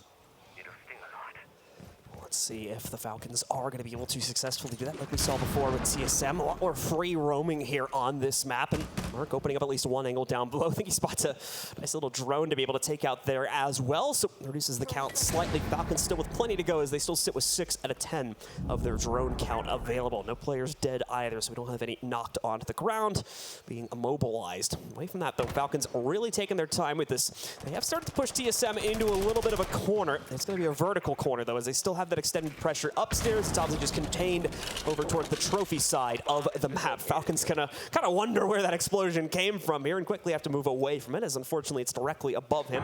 He still has some play potential, though, from the inside of Mudroom. He's gonna look to see if he can catch some of the members of the opposing team from the outside, but needs to take out some utility first, and that's gonna cause delay in the actual push due to the noise that will give away his position. It's been one of the slowest rounds we've seen so far from both sides. TSM aren't looking to take gunfights too aggressively, and Falcons, they're just really slow on the heads up. But J-Lad going to kick things off with a kill onto Achieved. Takes a good chunk of damage, but a little bit of a think of stim is all it'll take to get it back to just less than half. Bolo shuts Mad Skills down, as he hasn't been a player that Falcons have managed to get a real good eye on just yet. Joker, could he be going for one of his trademark repels? I certainly hope not, at least with the case in his hand. His kills are continuing to fly here. They do have access onto the site, and Kotas is going to make that a little bit better. Pose just on the other side of the wall, as Joker is going to start to get the plant down behind the table. I don't think there's any info here for TSM that this plant is going down, because we're not really seeing anybody move. C4 comes, but it's too late. It would have been perfect had it landed. Bolo's on 3 before being shut down by Joker. He makes the LMG sing, and Falcons, the timeout works. Joker with the bold play there to push directly in, gambling on the fact that TSM did not have the intel. Thankfully, it was correct, and they're able to work their way into the site, get a clean plant, and as you said, they realize it far too late. The Nitro essentially pointless, and what it does only pushes Joker closer to another kill against the member of TSM that was holding on to Laundry at the very end of the round there. As you see, Bolo had rotated into it after one of the members of Falcons had tried to crawl into a second angle, but they didn't need it. The push working itself in from the Astro stairs was so successful that they were able to make it work for themselves regardless with a secondary push from Tarps. That's going to now leave the Falcons in a much better position coming off of the first half. 2-4 is the scoreline, still down, but now the defense for this map, a great opportunity to bring it back and potentially shut this series down 2-0. TSM, with their own prowess, however, are only going to need 3. This is where the pressure really starts to build for TSM, because they've done a great job on that defensive phase. picked themselves at 4 rounds, got themselves a 2-round buffer. However, they don't want to let that slip too far. Having lost map 1 already, this still could quite easily run away from them. So they're going to need to be very careful how they choose to approach this. Considering that Joker is... I mean, he couldn't really do much wrong on the attack. He did fantastically. Double positive, 8 and 4. Really, you know, somebody to be quite feared at the moment. Everyone else a little bit quiet on the side of the Falcons, as to be expected with them only getting a couple of rounds. But that round just before the half, that momentum build is certainly going to mean something here for the Falcons, and TSM are going to have to play into that now. They're opting for a fairly similar lineup. They're bringing plenty of grenades, but instead are going to be bringing that Twitch shock drone. I imagine that's in response to those mirror windows. Of course, Twitch is used to destroy a lot of utility as well, and something we've seen Mad Skills is certainly fond of is that Mozzie. The Mozzie pests have been prevalent in every round that we've seen so far today. Not going to be combining it with Mute, however, so we don't see the double boost of that intel denial coming in. I think the Falcons could definitely benefit from here as well, considering how aggressively they like to play into these situations. We'll have to wait and see, though, if that's going to be held as true for this map as it was for our first one on Chalet. See Koto's there getting spotted out via some intel and nade. Attempting to go onto it, but he realizes what's happening a little bit too quickly. Post shooting out the drone, so he's going to quickly fall back and avoid the majority of the damage from that nade. We can see TSM as well going for their first adrenal surge here. Gives them that little bit of an extra health boost as they move in. It might very well just save Pojo Man's life. Regardless, though, he's low. And unfortunately, they've lost the first and second kills. There's no support until finally Gio's able to save the day here on the bookcase angle, but still, it's far too many kills against TSM far too quickly. They're down to just 2 players left standing here. Gio's been pushed out of his position in study entirely. Back on the balcony for him, and Achieved, trying to work the back flank, is now wondering what exactly he can do here as both players sit alone, grasping at straws to try and get themselves back into this round. It's like the 3 corners of a triangle right now. You've got the Diffuser, Achieved, and Gio. Everyone's really separated from one another, and you're going to need to see them buddying up a little bit, at least to try and get the job done here. Gio gives his position away there with a goo mine. Likely not going to mean too much, but always isn't ideal to try and push in off the back of that, knowing you've got to check the floor for those as well. Joker could be primed and ready to take him out here, depending on the information. There are, of course, going to be holes above that could give the game away here for Gio, but he is allowed to make his way up those main stairs, and now could start to form a little bit of a link with not only the Diffuser, but also with Achieved. 40 seconds left, and Gio is going to pick up that case. Achieved looks to nade out there as J-Lad is in position to try and take a little bit of an engagement onto him, but they're going to play Ring Around the Rosie for the meantime. Kill there comes in onto Gio. Achieved pads his own stats with 1 onto J-Lad, but now he is 1 versus 3, and the Diffuser still is not in TSM's possession. Only 20 seconds left as well here. It's more likely you're just going to see Achieved throw himself at the fight. Hope for the best in a 1v3. Trying to go for some of these pre-fires on timing. He's a couple seconds off sync at least for the 90 angle here. Nearly gets it as he goes back, but not going to happen. Mad Skills wins out the fight instead, and that'll be the first round of the second half, going under the control of the Falcons, leaving them just a few rounds behind TSM now. Look at the crowd getting revved up now as well for the Falcons. Every round they get a little bit louder. Falcons, of course, still trail by 1. But as we've just seen, they can very easily switch, especially here on Villa. Joker had another fantastic round there, really in the right place at the right time. And the push from TSM, it was almost as if they didn't have the correct information. They almost were working off old intel there, because a lot of the time they were just pushing straight into someone holding an angle. Sure, we got Achieved into 90, which in itself is quite a difficult place to take hold of, but even then he wasn't entirely safe.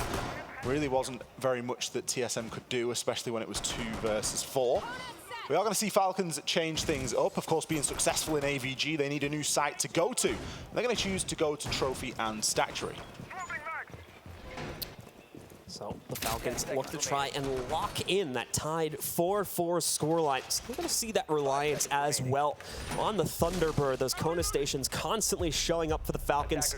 Makes sense when you consider their more aggressive-leaning play style here. Having that safety to fall back into and reboost their health is very much the same thought pattern that comes to the support of Finka on the attacker's side, but still generally tends to be more of a niche pickup for teams and specific sites. When we look at other tournaments, but here for the Falcons, they're bringing it in sometimes more often than not, depending on the map. Oakhill's not going to have the greatest start to this situation, as he ends up losing a large majority of his HP, so he'll certainly benefit from these Kona stations, being able to quickly run around the 2 sitting upstairs and boost himself pretty much back to full HP. Seen a lot of Thunderbird so far from Falcons today. They really like that operator. And why not? If you're going to play a little bit aggressively early on, give yourself that little bit of a boost when you do take the obvious damage that is to come.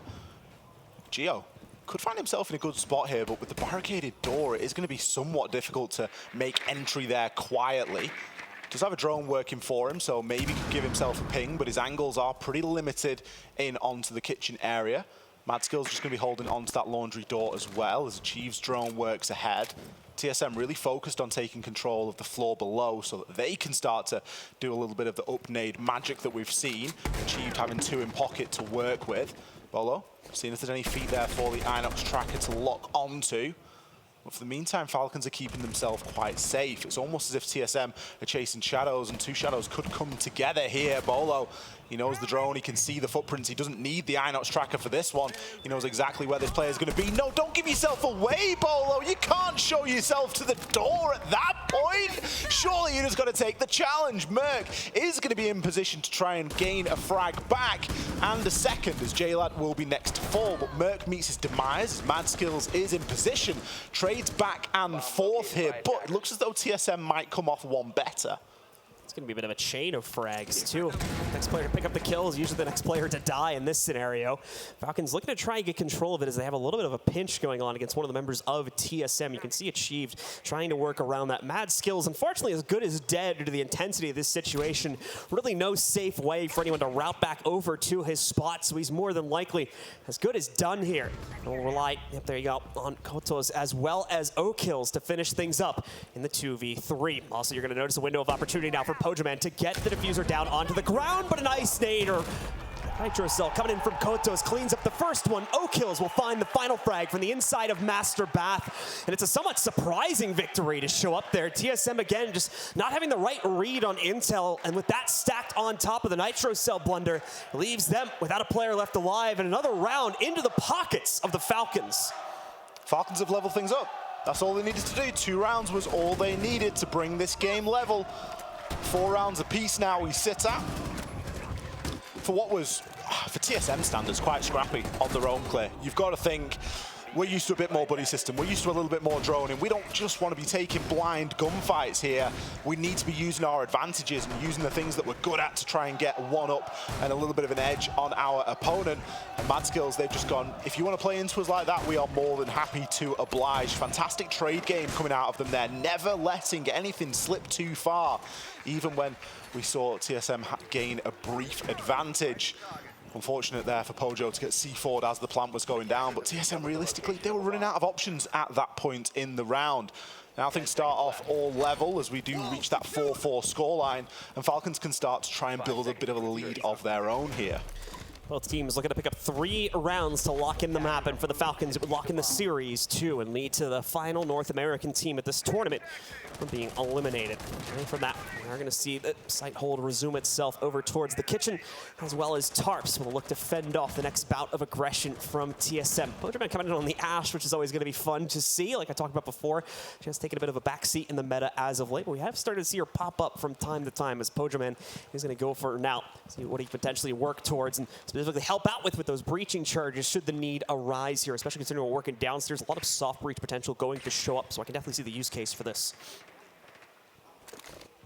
Gio loves the twitch in the early round. He loves getting in there and just destroying a couple of little bits of utility. And we've mentioned before, when you're going up against the Mozzie and when you're going against Wamai, why not even a mute jammer if you can find the angle onto it? Gio's got himself a little bit of info here. Madskills is going to be forced out of position. Should allow Gio to get himself up. Instead going to drop down and maybe enter in through Art Studio as Pojo looks to try and join him here as well. Bit of an off-meta choice, the old Ash with the diffuser. It's not something that you see every day, but Pojo just making it work. He's going to end up dropping it, so we'll see if he's about to try and make a bit of a play for himself here over the next few seconds. Maybe investigating over towards the laundry area. We are going to see 2 kills show up at once for the members of TSM. J-Lad trying to fend it off, but the prowess from TSM is just far too much. Every single member of the Falcons is just quite suddenly dead, and it's all up to O-Kills inside of a 1v4 now to try and reverse that. A little hope he'll have to do it, unfortunately. Isn't going to have any intel to play into here, nor any capability to deny the plant. Pojo Man secures it.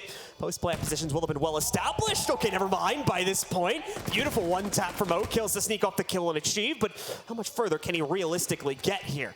A bit of the time already being used up. He's got about 20 seconds left to get himself onto the diffuser and stick it as well. He's desperately hunting for another mistake from TSM, but he's not going to find it by this chassis. Needs to move out for himself here, and unfortunately, that's the move he does not want to make in this scenario.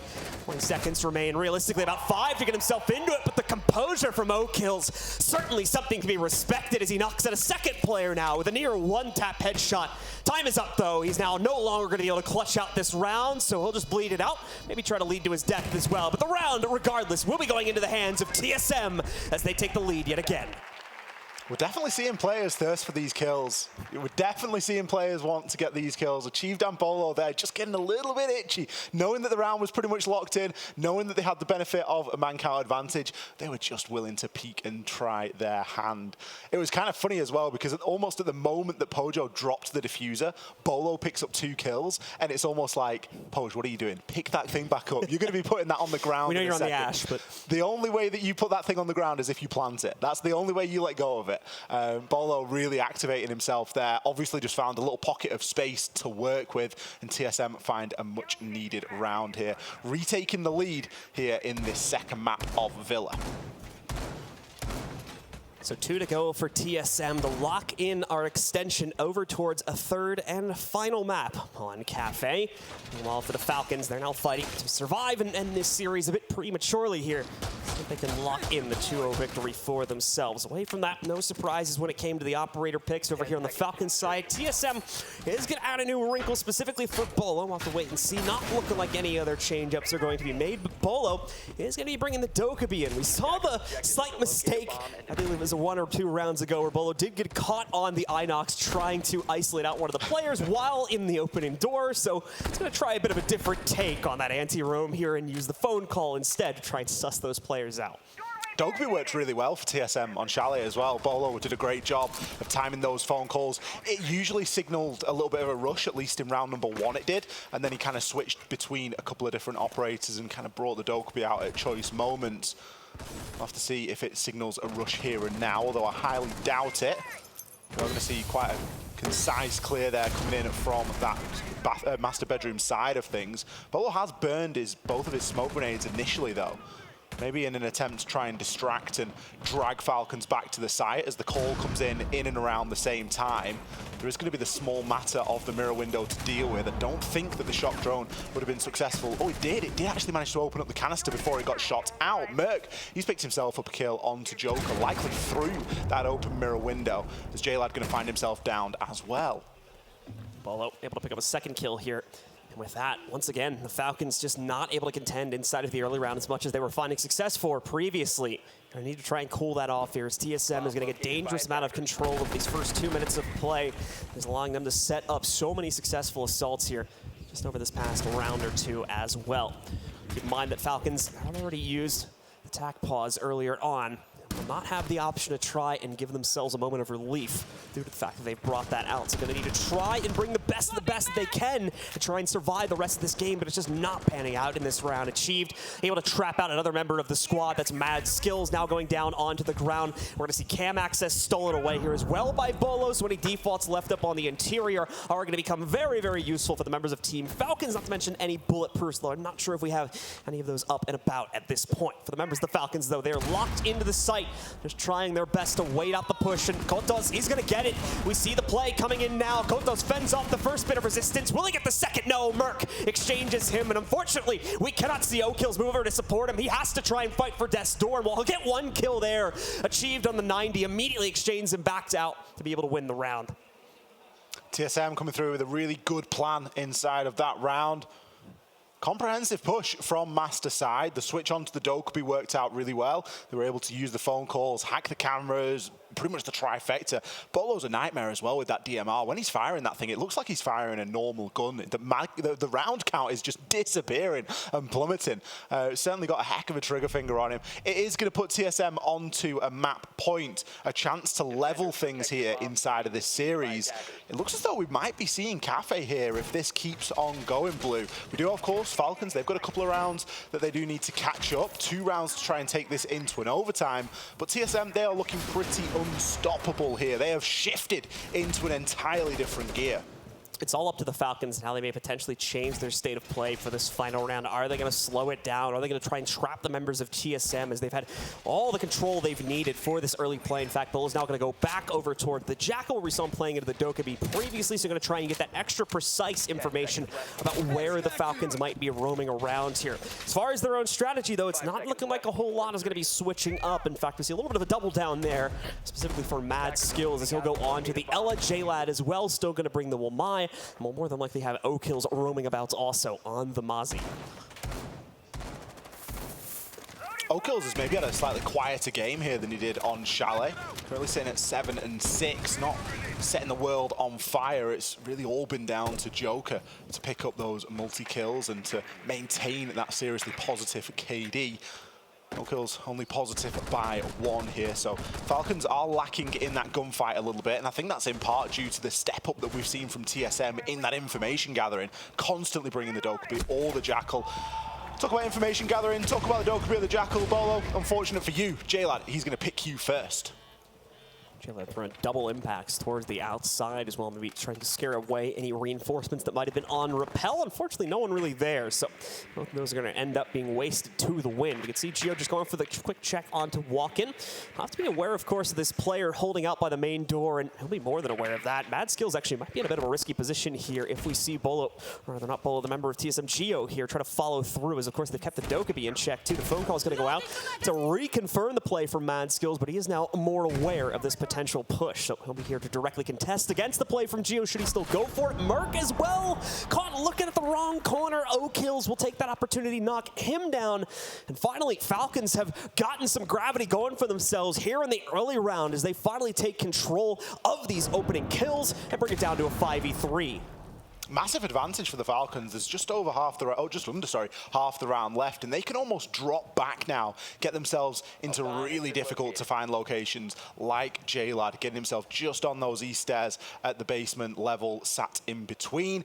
Pojo, he's advanced up through into the Wolf window area a little bit, but we do have J-Lad still threatening that flank, and with Falcons players inside of the site, it makes it very difficult from this point onwards. There's no nades left for Achieve, so we can't look to throw any up nades. O-Kills is in a real off location there. No one's going to expect you to be laid on top of that bookcase. The flashbang is going to come through and it will disrupt him for now. Achieved is going to be slowly working his way up, but loses out on the gunfight. The Mozzie superior in those close ranges, and it leaves even more to do for Poj and Gio.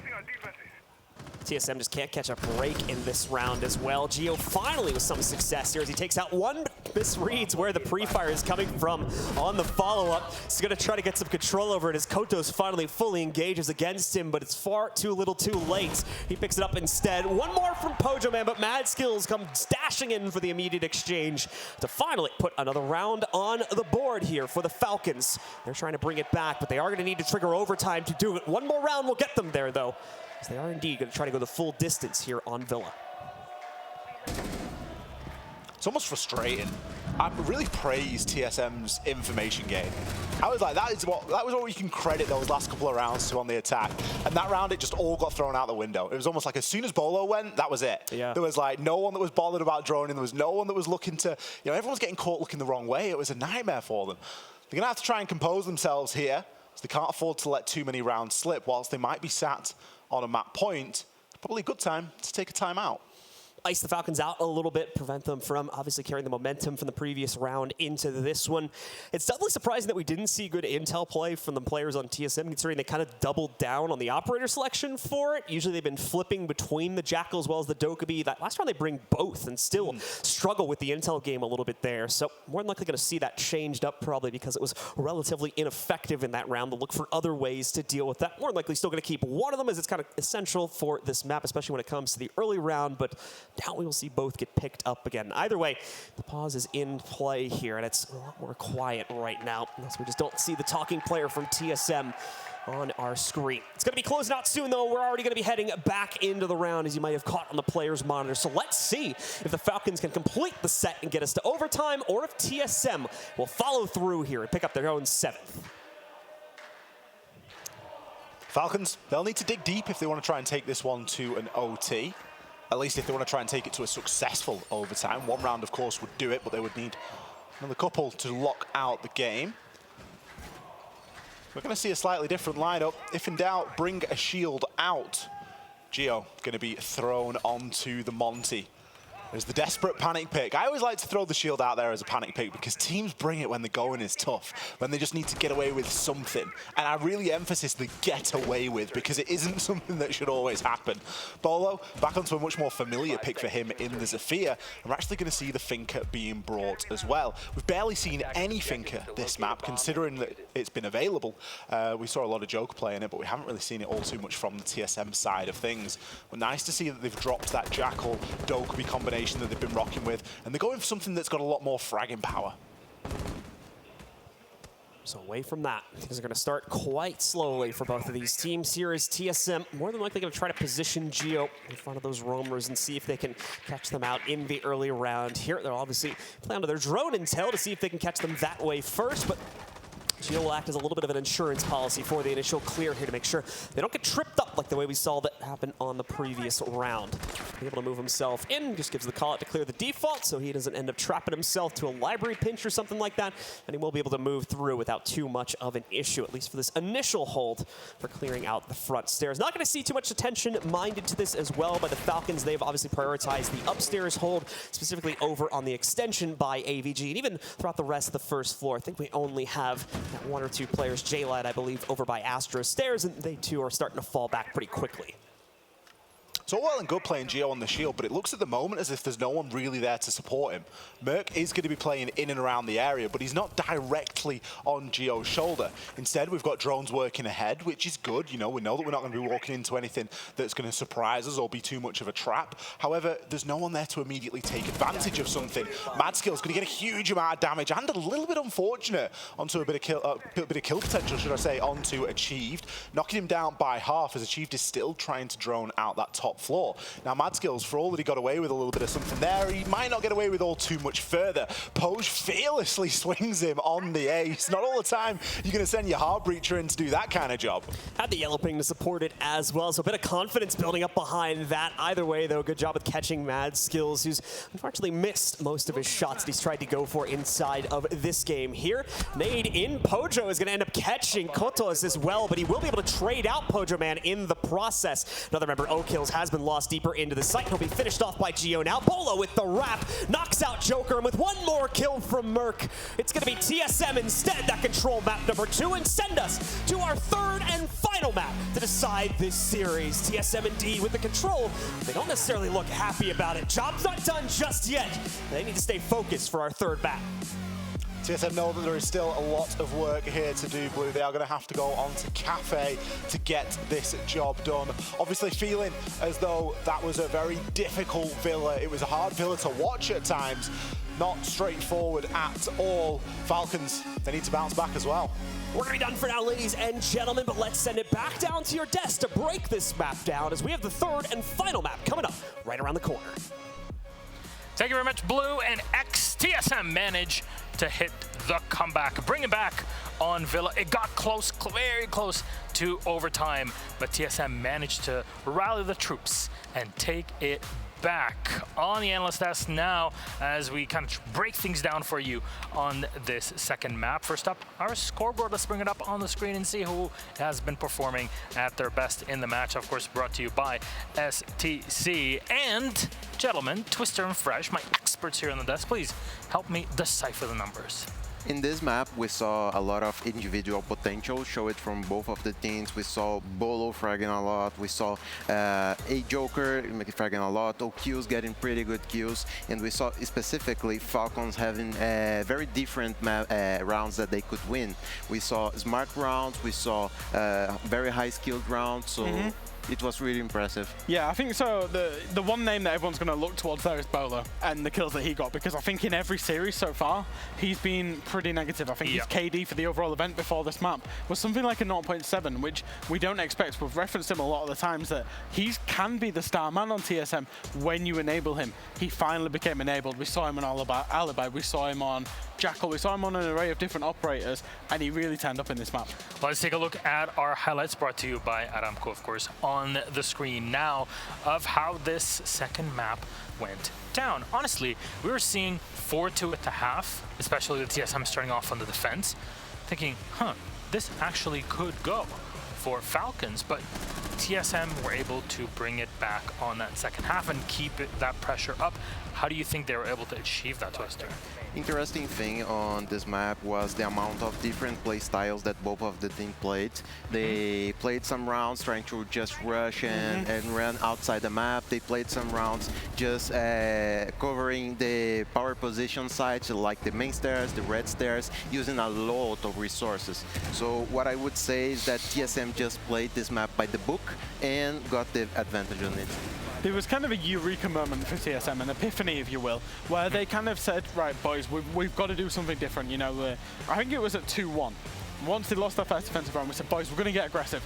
I'm seeing Pojo Man jumping out of Wolf window as smoke, supported by Achieve going out of another window, really getting aggressive, but doing it with that synergy that we've not seen today. And ultimately, the amount of times that on this desk and on any desk we talk about Milos, where a team will play together and win. It doesn't matter what they do, what their style is, whether they play reserved or whether they play aggressive or whether they just play damn right crazy. They do it together, they will generally win.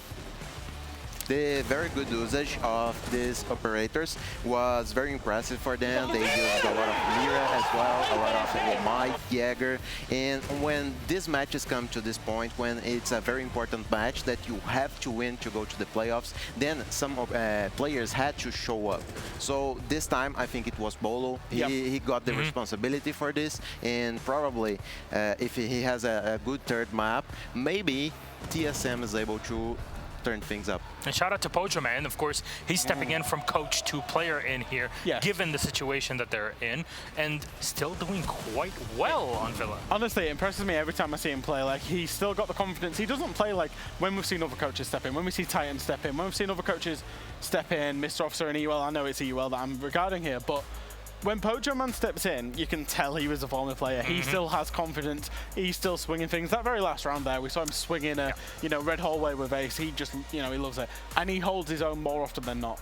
So now going into map 3, it's on Falcons to reset from this. We've talked about this yesterday when they were playing, that the nerves sometimes get to them. You think this will happen again? I think so now. I think this map, it seems obvious, right? But they'd won their opponent's map pick. They'd done their hard bit. This was the map where they're supposed to do well, and they failed to win it. It goes to the decider.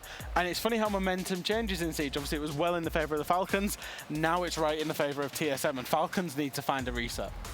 From what we said between these two maps, we saw Falcons just had a good time in both of them. It was a tough win for TSM on this second one. So as they managed to win this MIBR Kafe earlier before, I would say that maybe they can just finish this map by starting on attack side as well and then finish on defense. And like you said, it's not just Kafe, Villa also, of course, they played against MIBR Falcons, that is, and they were able to win those out 7-4, 7-4 against MIBR earlier, but TSM is a different beast. They're world champions for a reason, and it got very close on Villa. So Kafe Dostoyevsky, I think, is a perfect map to try to close this one out. Gentlemen, thank you so very much. We're going to take a quick break. When we come back, we'll set you up for map 3 and take it to game.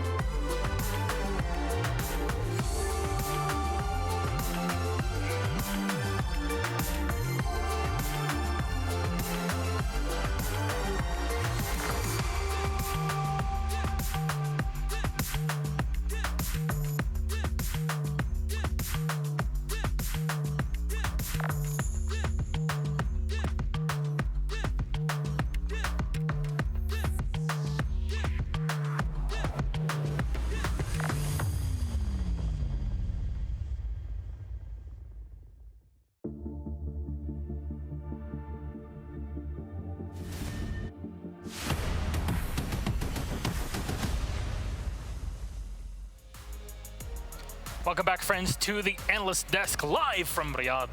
And we are closing in on map number 3 between Falcons and TSM, the local champions of Falcon and the world champions of TSM, all set up here on our massive stage just across the street, pretty much. So let's dig into map number 3. It's all tied up 1-1.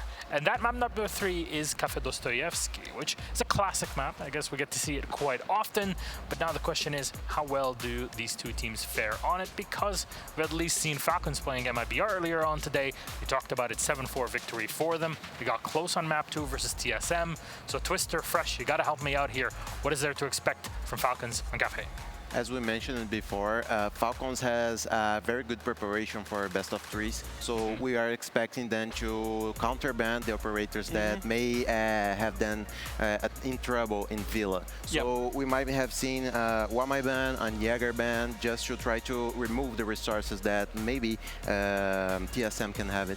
Yeah, I think so. And I think if you think about the map stylistically as well, on Villa, TSM had a lot of freedom and a lot of room to go where they wanted, find multiple ways to basically close down the roamers, etc. With Kafe, it's got to be a little bit more scripted. You normally, when you're on the attack, because Falcons are starting on the defense, so when TSM are on the attack, it's not, more often than not, it's going to be coming in from that top red stairs area, and you know exactly what the attackers are going to do, and that plays into Falcons' favor. On Villa, sometimes they didn't really, they ran into the, not ran into the bullets, I don't want to say that, they kind of were caught unaware by TSM in their locations a few times, whereas on Kafe, that's going to be less so, so they're going to have a little bit more, you know, success on the defense, I think. Now, TSM is starting on the attacking side, of course, here, and the question is, how can they gather up those rounds, turn it into a 3-3 half maybe, and then be able to capitalize on a better second half, Twister?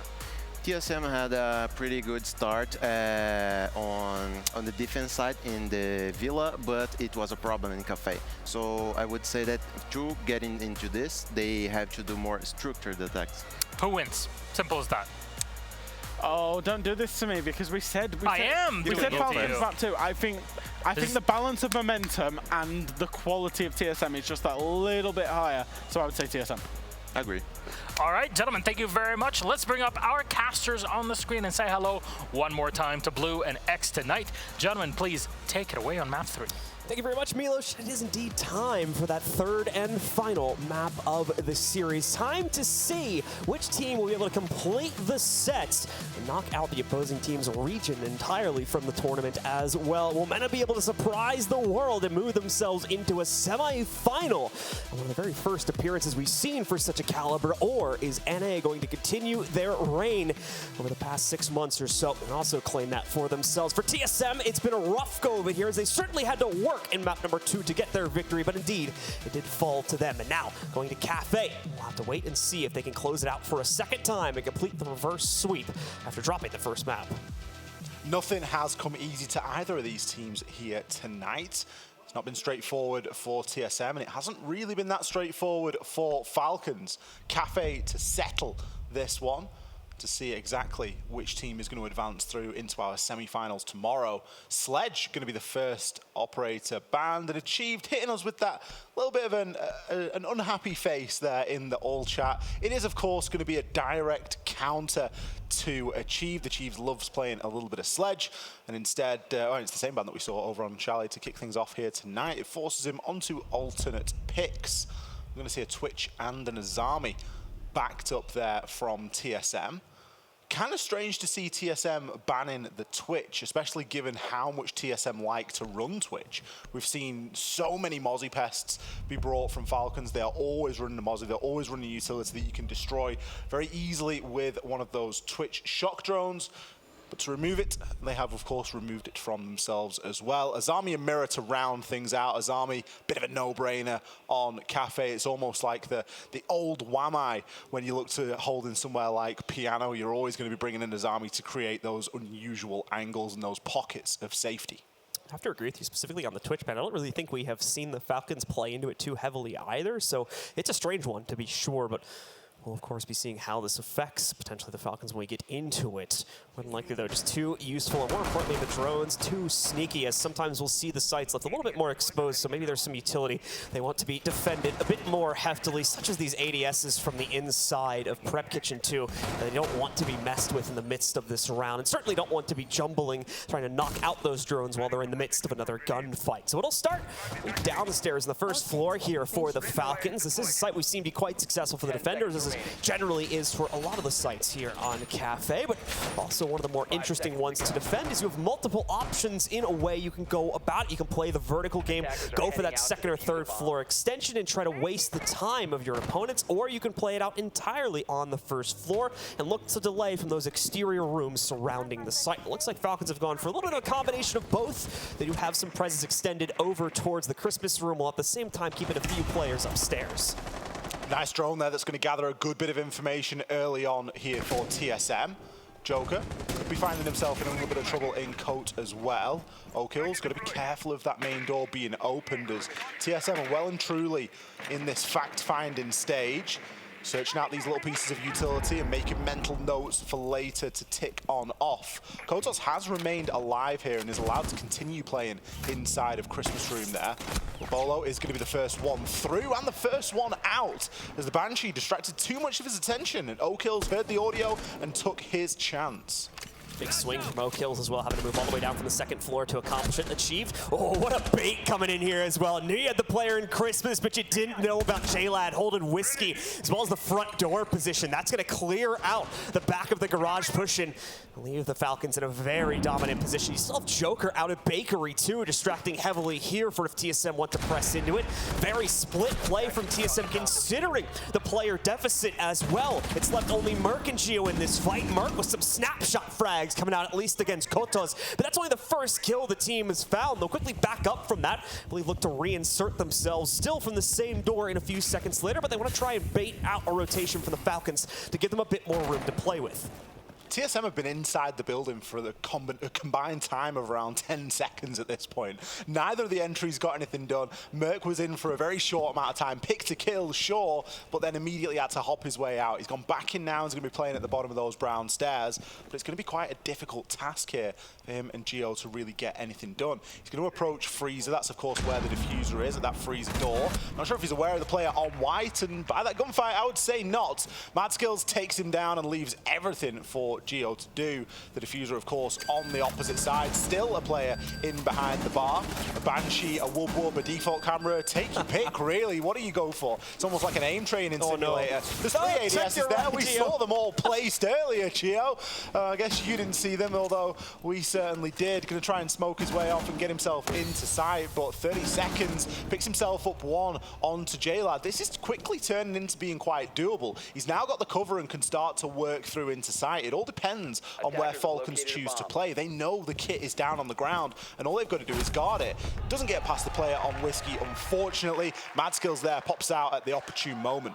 Well, it was a realistic play inside of the 1vx. Unfortunately, as you mentioned at the end, the case going down much earlier in the round towards white entry left the players on TSM without much of an option to realistically get it back. The early aggression strikes true from the Falcons. The unpredictable aggression, it seems, as well. At least 3 different fights where TSM just had no idea where the play was going to come from. And it's only when Geo is left alone in the 1vx that we start to see at least a little bit of that fought back. Certainly going to be helping him out in terms of trying to go for those bounty prizes at the end of the tournament, but he's not going to save the round. As the first one goes heftily into the control of the Falcons, and we see them move swiftly up towards the second floor, where they're actually going to go for the dining hole. This is generally the lower picked one, at least inside of North America, as we do see teams trending towards our hold over. Or actually, no, sorry, big mistake there. We do see teams choosing it to this one a little bit more often, with Train, as I correct myself, being the secondary choice. It's actually a bit of it sarcastic. I mean, top floor's out of favor, right? Like, there's no two ways about it. Top floor is very difficult. I find that, particularly in the siege that I watch, this is more common than Train. Train has sort of risen in popularity, sure, but of course, if TSM aren't necessarily used to attacking here all the time, it could be a good choice from the Falcons to throw them into what is seen as maybe a third or a joint second pick. I guess we will see the top floor at some point, but got to get a few more rounds under the defenders' belts until they're really out of options until we get up there. A little bit of opening aggression was not successful, although we did get eyes on an attacker there. That's one of the more challenging things about Kafe as a map, at least for attackers. You look at the time, there's 30 seconds already gone. We've still got players on rappel trying to get themselves onto the roof, which is typically a pretty good place to start. But you do lose out on quite a good amount of your rounds, so you do have to be very efficient from that point onwards. So as Falcons look to try and lock this one in, or this is going to be a bold play from Kotos if he full commits to it here. And indeed he does. Great follow through onto the head of Merc as well. Wasn't able to so easily track him, as mind you, there was virtually zero cam intel coming into that play, but still he makes it happen and is going to leave a very frustrated Merc dead on the roof of the building. Not ideal for Riyadh. You want to be trying to get those Geminis out there, gather that information. More importantly, in this situation, use those nades. You've only brought 2, and Merc's died with 1 in pocket. Sure, you might have the wall open at the top of those red stairs, but there's a lot more to do inside of this round. Achieved at least is going to be able to use this skeleton key to start ripping open a little bit of the floor inside of Piano, as Bolo starts to make his way in through shop. Does have some drones working ahead of him, but with a Valkyrie in tow, it's going to be very difficult to gather these pockets of safety. There's a C4 waiting below and a couple of impacts if it really comes down to it for Falcons to start being aggressive on their own terms.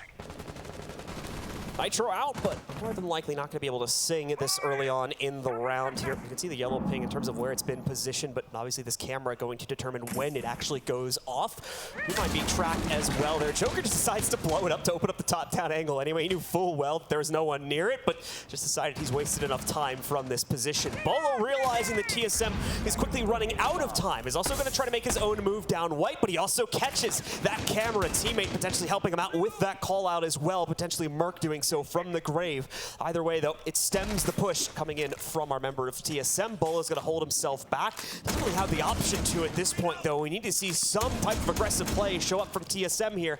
They're down to only 30 seconds now, and they just cannot find any of the members of the Falcons out in the open.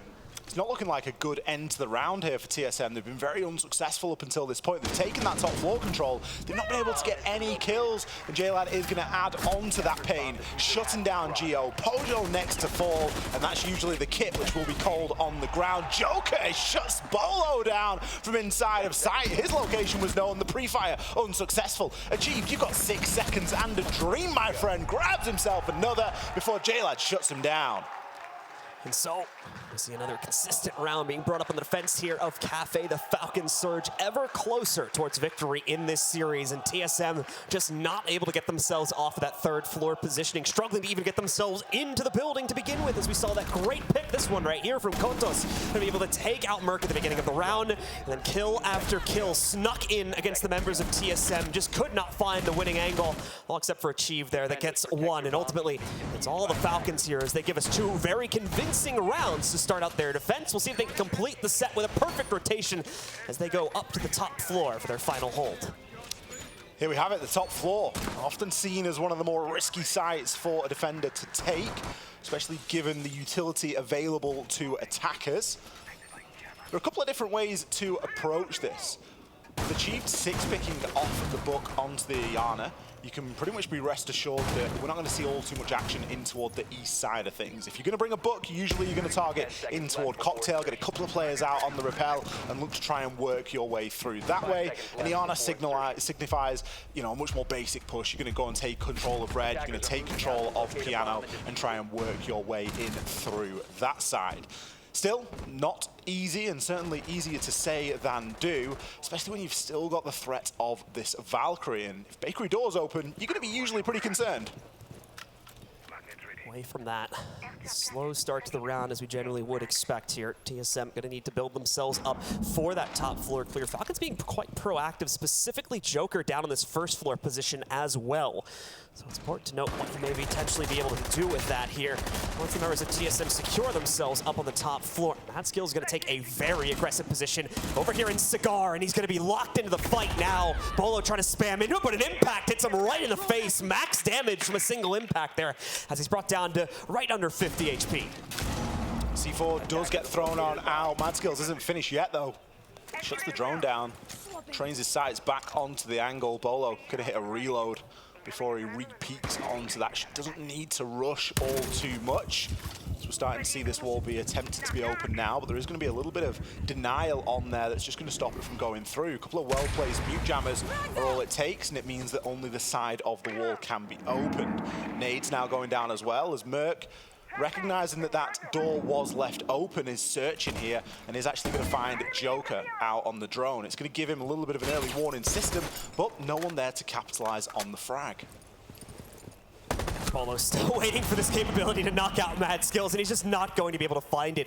Great use of the Valkyrie cameras as well. They're going to be up to date on when these Red Hatch drops are coming through. They know that Merc has committed himself to it now. Merc obviously with good overwatch downstairs, but he's going to be locked into this as they do need to pay close attention to this. They know that they had the Thunderbird moving out, but that's a surprising pickup there. Joker, certainly you'd expect him to be aware of the play coming in from Merc, but not in this scenario here. Mad Skills still striking from the inside of Cigar, nearly catching Merc there as well. Is going to continue to cause problems from the back of Piano. He's going to go for one more. Nope. Some teammate support's going to come in. It's O-Kills to push the direct red door to knock him out and leave only Geo not even inside the building yet on Repel. He'll get one more pickup, obviously. A muted Nitro Cell there with the player with the charge now being dead, but still a long way to go considering he doesn't even have access to the interior just yet, and he only has 35 seconds to change it up.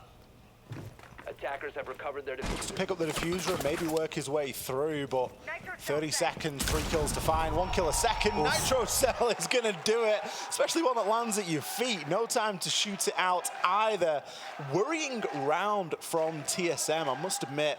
Merc died with 2 adrenal surges left on Finker. That's Finker's best kit, obviously aside from the LMG. We don't even talk about the LMG anymore. But the adrenal surges, they're what's going to give you the edge in those gunfights. That's what's going to give you the ability to just stim your teammates up ever so slightly. Even a panic push of that as you enter your engagement sometimes is enough to come out better for it. But TSM just taking a lot of solo fights there and not looking to really work off those trades. We are going to see a timeout now. I can only assume this is a TSM timeout to try and stop this bleeding. Almost certainly the case. Obviously, shout out there to Mad Skills for his MVP performance inside of that previous round, taking a very bold position in the piano area of Cigar. Not a position that our defenders oftentimes want to play in because of how easily it can be pinched out, but he seemed to be aware of every single potential play that TSM was making against him. And to be fair as well, TSM kind of approaching it on a one-to-one basis, really only sending a player at a time to try and deal with him, so it made it quite easy to detach those fights into individual 1v1s, allowing him to pick up, I believe, 3 kills over the course of that round, and realistically could have gotten a 4th. His teammates just playing it safe and overwhelming that second-to-last player that came in through Red Hatch. He almost played it like an Azami without the Kiba barriers, or like an old Wamai, yeah. with, you know, with the magnets and stuff. That's kind of the style that it was played, and it just wasn't on either of those operators. Really nerves of steel to play that position, especially when you're going up against gunners like Bolo. You're going up against Bolo on Repel with Zafia's LMG. There's not many people that are expecting to come away better on that engagement, but Mad Skills was just fearless, really stood his ground, and that's the clean sweep for Falcons. They can go back downstairs now and look to do it all over again. Falcons continue to shock the world here as they sit just 4 rounds away now from being able to close out the series against the world champions and send themselves onto our playoff bracket in the semifinals, which will be starting tomorrow afternoon. Away from that, though, the rotations restart. TSM has seen the full brunt of the Falcons' defense. It's assuming, of course, they don't have a pocket strat for mining as well, but we'll have to wait and see on that if Falcons run into any issues. Of course, this starts the rerun for them. Back downstairs where they started this game out at. Let's see how TSM are going to try and course correct.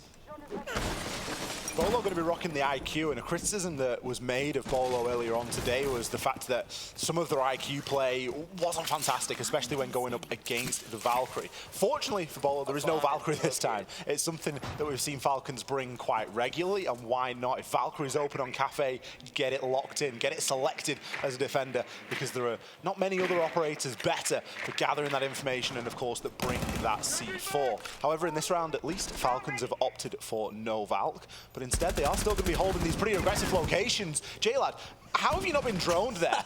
He gets away with it. I think he was, to an extent. I did see a drone like jump over the hatch almost to try and quick peek him there, but I don't know if it was actually looking at J-Lad. I don't know who's got luckier out of that engagement, I'll be honest with you. Either way, it's going to be a bit of an awkward one with both players just backing away from each other at the end of the fight. You can see here Mad Skills as well, dashing out of a crossfire that's set against him, I believe, from the depths of Cigar there. Eventually, Merc sending out those shots and nearly getting Mad Skills. No Thunderbird, which we've seen commonly played in the lineup here for the Falcons. Great spray from Bolo as well. Take a bullet or two of damage in response. They've got the camera to lock in the fact they indeed downed him, but the members of Falcons may not be aware of this just yet. You can see his teammate, though, backing away. Bolo nearly chains both of those together, but a smart move from the teammate there on the Falcons. Has to leave him for dead, unfortunately, but the one that came to res and will survive to fight another day. TSM chaining the kills together now as Gio's going to double down onto this. A very nicely timed stim. Oh, Kills, you have an opportunity, but you're caught looking the wrong way, my friend. Gio there to collect his second and leave a lot for Kotos to do. TSM, they are responding fantastically, especially given the way that round one went when we saw this exact same site. They have opted for a bit more of a full map clear, and they're not just piling through single doorways to try and get the job done. The final defender resides inside of Christmas. TSM have plenty of time, and more importantly, plenty of drones to figure out what they want to do. A quick little bit of information there is going to tell them all they need to know. Case firmly in Pojo Man's hands. I imagine that's going to start getting placed down pretty soon, as there we can see Pojo light up gold. Kotos finds one onto achieved. That is a warning shot to say to TSM, play this one a little bit safer. You do have the plant down, but there is still a player that you are not wanting to challenge onto here, at least not wanting to challenge in a solo fashion. Gio, fantastic round from him, 3 kills there, and that's going to do a lot to boost TSM here. Falcons constantly just trying to fight back against the losses they were sustaining on the inside of that round. A bit of an unfamiliar experience for them, at least here on Kafe, as they had controlled those early kills and had no problem locking out any of the aggression coming in from TSM prior to this. This time, they lose one, try to send more players into support, and even res one of the players that had been down. That then locks that player into library, making it an easy pickup once they're able to establish top white stairs control to pinch down upon that. We see more examples of that throughout the round as well, and it's only when they're brought down to about 2 players remaining that they finally pull it back to the site. By that point, unfortunately, it's just far too gone, and TSM have a near 5v2 locked in there. We are going to see Falcons stick to their rotation. They're not going to give it another attempt downstairs. Instead, they're going to go, look, they figured out our downstairs. We're just going to go back up to reading and dining instead. And we'll see if they figured out up there as well. A couple of changes coming in on the TSM side of things. Bolo has opted away from the Ying onto a Zafir. And Achieved has gone from the book to the book. He did briefly hover the Lion, and I was a little bit excited, but instead that's going to go up to Bolo. So they are still going to rock with the Lion. It's just going to be on a different player. Jalad, hello. This is a pretty extravagant run out, my friend. All of that for just a seconds early. It was keen. Mad Skills as well. Falcons, what's going on, guys? Like, they just can't wait to get into it. To be fair, keeping TSM on their toes, making them second-guess their movements here. This is part of the philosophy, probably with going to the second floor hold as well, forcing the constant adjustments from TSM. You saw it there from Bolo, wanting to bring the Ying in. That would have left an option for the hatch drop execute into kitchen there by going in through dining room had they needed to attack that site for a second time, but obviously not going to be the case, so we see the repick of the Lion. Try and get some better intel as, again, we just saw it there at the beginning of the round. Falcons have no problem running a rampant around this map, and if they can time it correctly to catch them with an EE1D charge, that'll be all the better for this round. TSM have at least all made it safely up onto the roof, which isn't something that happens every time for them. A couple of Valkyrie cameras there. I think the Valkyrie camera that's just been thrown outside will lose signal, unfortunately, but for Joker, it might have given him a little glimpse of information that he needed. Of course, does have a C4, and oftentimes we'll see C4s thrown up through the hatches to deal with players on the roof. It can be a little bit more of a Hail Mary or a little bit of a random throw, but sometimes it does reward the defender. TSM fully in this drone phase now as the first Lion scan comes out, the first of 3 potentially. Valkyrie cameras gathering quite a bit of info again. It's a little bit of a dance that we've seen of the IQ. Is it going to be brought? Is it not? And it seems as though Bolo just can't get that timing right to bring it when when Valkyrie is being brought. The ping is there, as once again those Valkyrie cameras have been hitting the ruse of this map. Very prop heavy, so lots of places to potentially hide out those cameras. You can see 2 different players soft pinging that Lion's position right now as you saw them stack for just a pure moment there. But Falcons unfortunately not going to be able to find a pure execution upon that. They try to play this game a bit more cautiously, so you can see the adjustments already showing up for the last round when there is the threat of a refrag from TSM. Falcons no longer wanting to jump directly out into that fight, and with good reason. As you see here, Pojaman able to control that early kill for himself, and Merc landing a nice nade against O-Kills as well. There's TSM in a good position here to follow through with the side execute. Now they've brought it down to a 5v3. Couple of kills there for TSM and another Lion scan to boot. Still one here to go. So we can hear that Skeleton Key starting to rip open the floor. TSM look for further angles here. Merc going to be tasked with watching onto those white stairs. The C4 all the way through is not going to be successful. Joker, Site's going to start getting a pretty small plays here, and J-Lad just trying to make his own rotation there for the meantime. He's going to be one of only 2 players left alive here as another Lion scan comes out. J-Lad Fearless gives his position away as Merc picks up his third. The LMG really working for him in this round. Pojo consistent as ever, nailing that diffuser to the ground. As Kotos is left inside a fireplace. Does manage to grab himself one, but with the plant down, well, we've been here before. Right. Great shot through the wall, but Bolo there to shut him down. Yeah, good to follow through. As once again, we see these 1vx's always get played out to the bitter end due to the bounty prizes sitting at the end of the tournament, but obviously not a realistic comeback inside of that round. TSM seem to have figured out how to push out, especially the early prowess from the Falcons here, and are on a bit of a rampage themselves. 2 rounds in a row without much resistance showing up in the mid-round from the Falcons. And as a result of that, they've just got one more round to go to potentially tie us up at an even score for halftime, but they'll have to complete the set to do it. Big question for the Falcons too, do they want to go to that full 3rd floor site? Or it's going to be a little bit risky for the defense. I've seen this played out a little bit. They'll choose not to. Instead, we're going to see them play into that same site downstairs on the 2nd floor. I think if TSM are able to get 3 here, that would be considered a very successful attacking phase on Kafe. The level of coordination that it requires is oftentimes quite a lot. Certainly your efficiency with time can really start to be a little bit of a factor. TSM are going to be more than happy, I think, going back down to this site, given how successful they were here previously. The Valkyrie cameras not really causing too much difficulty. Falcons might have the intel, but they're not always winning the gunfights, and they're certainly not always in the right place at the right time. And with only bringing a couple of nitro cells, I guess this time at least they've brought 2, they might have a little bit more chance to make good on some of that information. We have seen the Thunderbird make another reappearance here from the Falcons as well, stacking them quite heavily on the inside of the chassis over by Library there, so going to create a nice safe fallback point for the Falcons. I've already seen them use that before, but again, they just cannot find this opening kill anymore. 3 rounds in a row now that a member of TSM, and I believe it's 2 rounds in a row at least for Merc, that he's been able to pick up this opening kill. Arguably one of the most influential players on the Falcons going down to it as well. Joker knocked down, obviously a little bit worse for wear in this game, sitting at 2 and 6. We've seen him come alive time and time again before. Gio on a little bit of a crouch walk on the Nook. Could cause a ruckus if he gets to the bottom of those white stairs in a fairly sneaky fashion, but Falcons are going to make a rotation, getting themselves up onto that top floor and looking to hold a little bit more ground here. Having lost Joker, there is going to be a gap that they need to plug up there. It's Pojo going to start to open up the wall at the bottom of that red hatch again.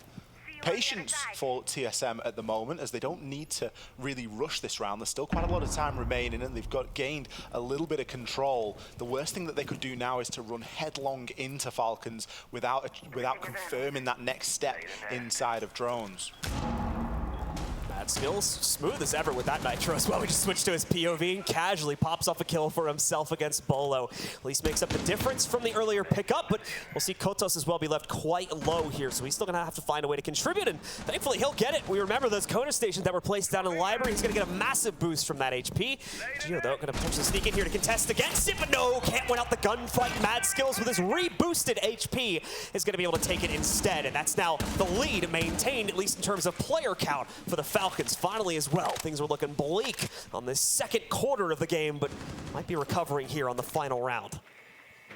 These nitro cells from below that are getting pre-placed from the Falcons are going to be very dangerous, especially now that they've got Joker to literally sit there and watch the camera in a dedicated way. Nitro or not, O-Kills is going to get the job done though. Just says, you know what, I've got the spear, I'm just going to chew through the floor. Then detonates the Nitro and picks up one onto Merc. That's 2 for 2 on Nitro kills here. Achieve gets the black eye camera, but it's too little too late, I'm afraid. You're now 1 versus 4, and you've got a lot to do inside of 30 seconds. About to be swung here on side of Lumber. I think he's got the skeleton key active for that close range engagement. Was he anticipating 2? Snags himself 1 and chip damage onto a second. We're now using Impact to try and rip open that floor as everyone on the side of Falcons thirsts for this kill. Has achieved his left desperately to pre-fire angles, but didn't anticipate Mad Skills rotating up white.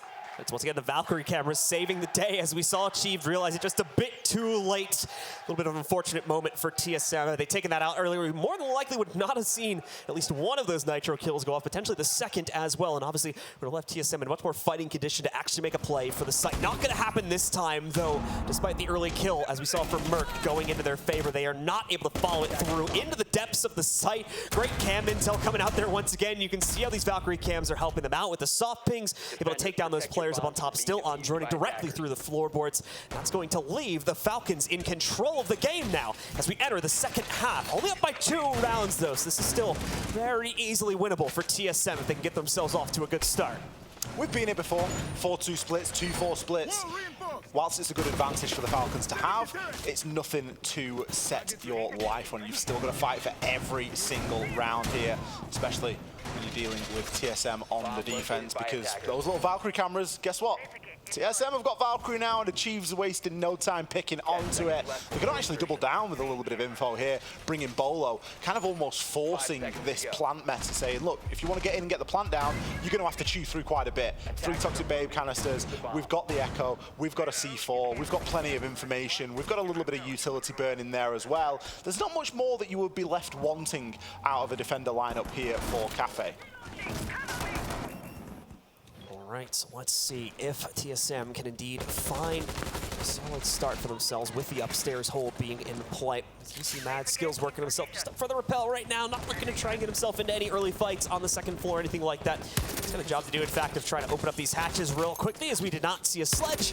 It brought quite obviously as he's banned out, nor do we see a buck either. Interestingly enough, we are still going to end up on the defensive side with an operator that we don't see popping up too often, but he has his place now in specific maps and specific sites. Bolo there on the Echo, gonna see if he can maybe clutch things out. Unfortunately, he's got a hard counter playing against him on the other side there. This IQ, I believe, already finding both of those yokai drones as well, so that may be all of the utility from Bolo. I think one's still gonna be alive deeper in the site, but at least that first one in Cigar already dealt with. It's almost a shame when you bring the Valkyrie, you attract the IQ pick, and then the yokais just immediately get countered with that as well. Sometimes can be the benefit by just bringing one or the other. There's then a decision to be made as, is IQ actually worth it? Sure, you might know where that utility is, but dealing with it is a entirely different matter again. Falcons have taken things fairly slowly, as is to be expected. Not looking to run headlong into anything at the moment, although Merc will see success early on, taking down O-kills. It's 3 rounds in a row that Merc's got the opening kill as well. Might even be more than that, but I only started paying attention to it that far back. Either way, impressive in his capability to constantly pick this up. Good reaction from Joker to get himself out of the way, and now the trade. In fact, let's make it 2 from Joker and J-Lad as the Falcons take back control here, bringing it down to a 4v3. Another one to be added to the counter for Joker as well, as he sinks the nade right on top of Pojo Man to leave only Merc alive, as well as Geo. Both going to play relatively close to each other here by Cocktail. Will they be able to still maintain against the rest of the push? Falcons do need to form it up. They should have the additional time necessary to do so. Might need to speed it up a little bit here, though. They're down to 45 seconds and still moving at quite a leisurely pace.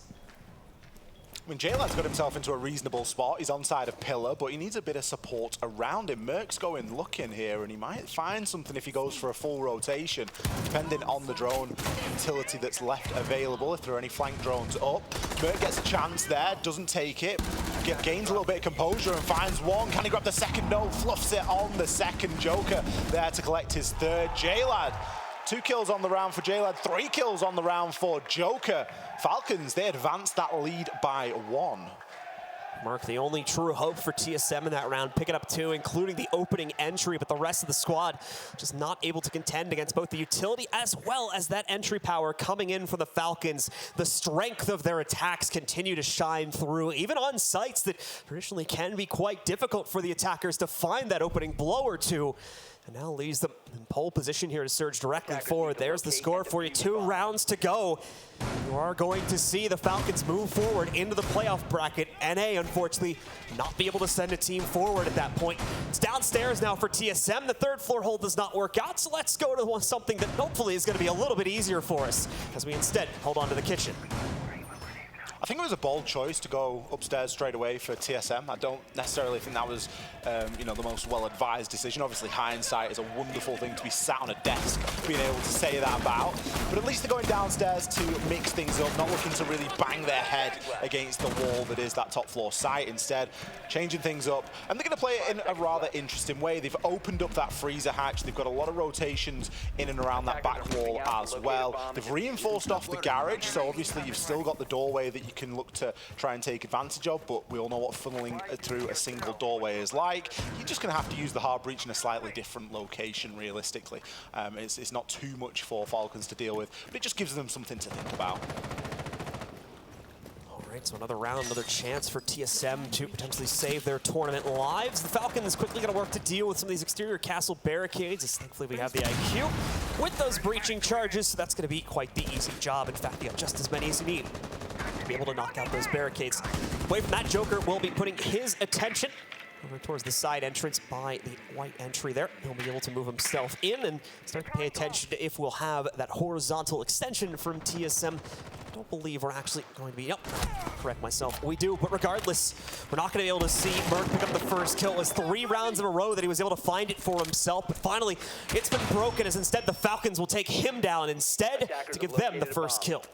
Falcons have got some really good drones placed out here as well. Gio just going to rotate himself back into Bakery. A C4 does get thrown out. Won't be detonated right now, but likely Merc sat on cameras waiting to give that call. Kutos going to be able to find out those Valkyrie cameras, so maybe that C4 just comes to nothing and it might now be relied upon sound to detonate. That, or Kutos is going to find it out himself on IQ scanner. A little bit of a ping to work with there. Confusing because we can't see anything on the other side of that. As a nade flies in, it won't cause Gio too much concern, but it gives a little bit of a pre-fire onto the door as a courtesy.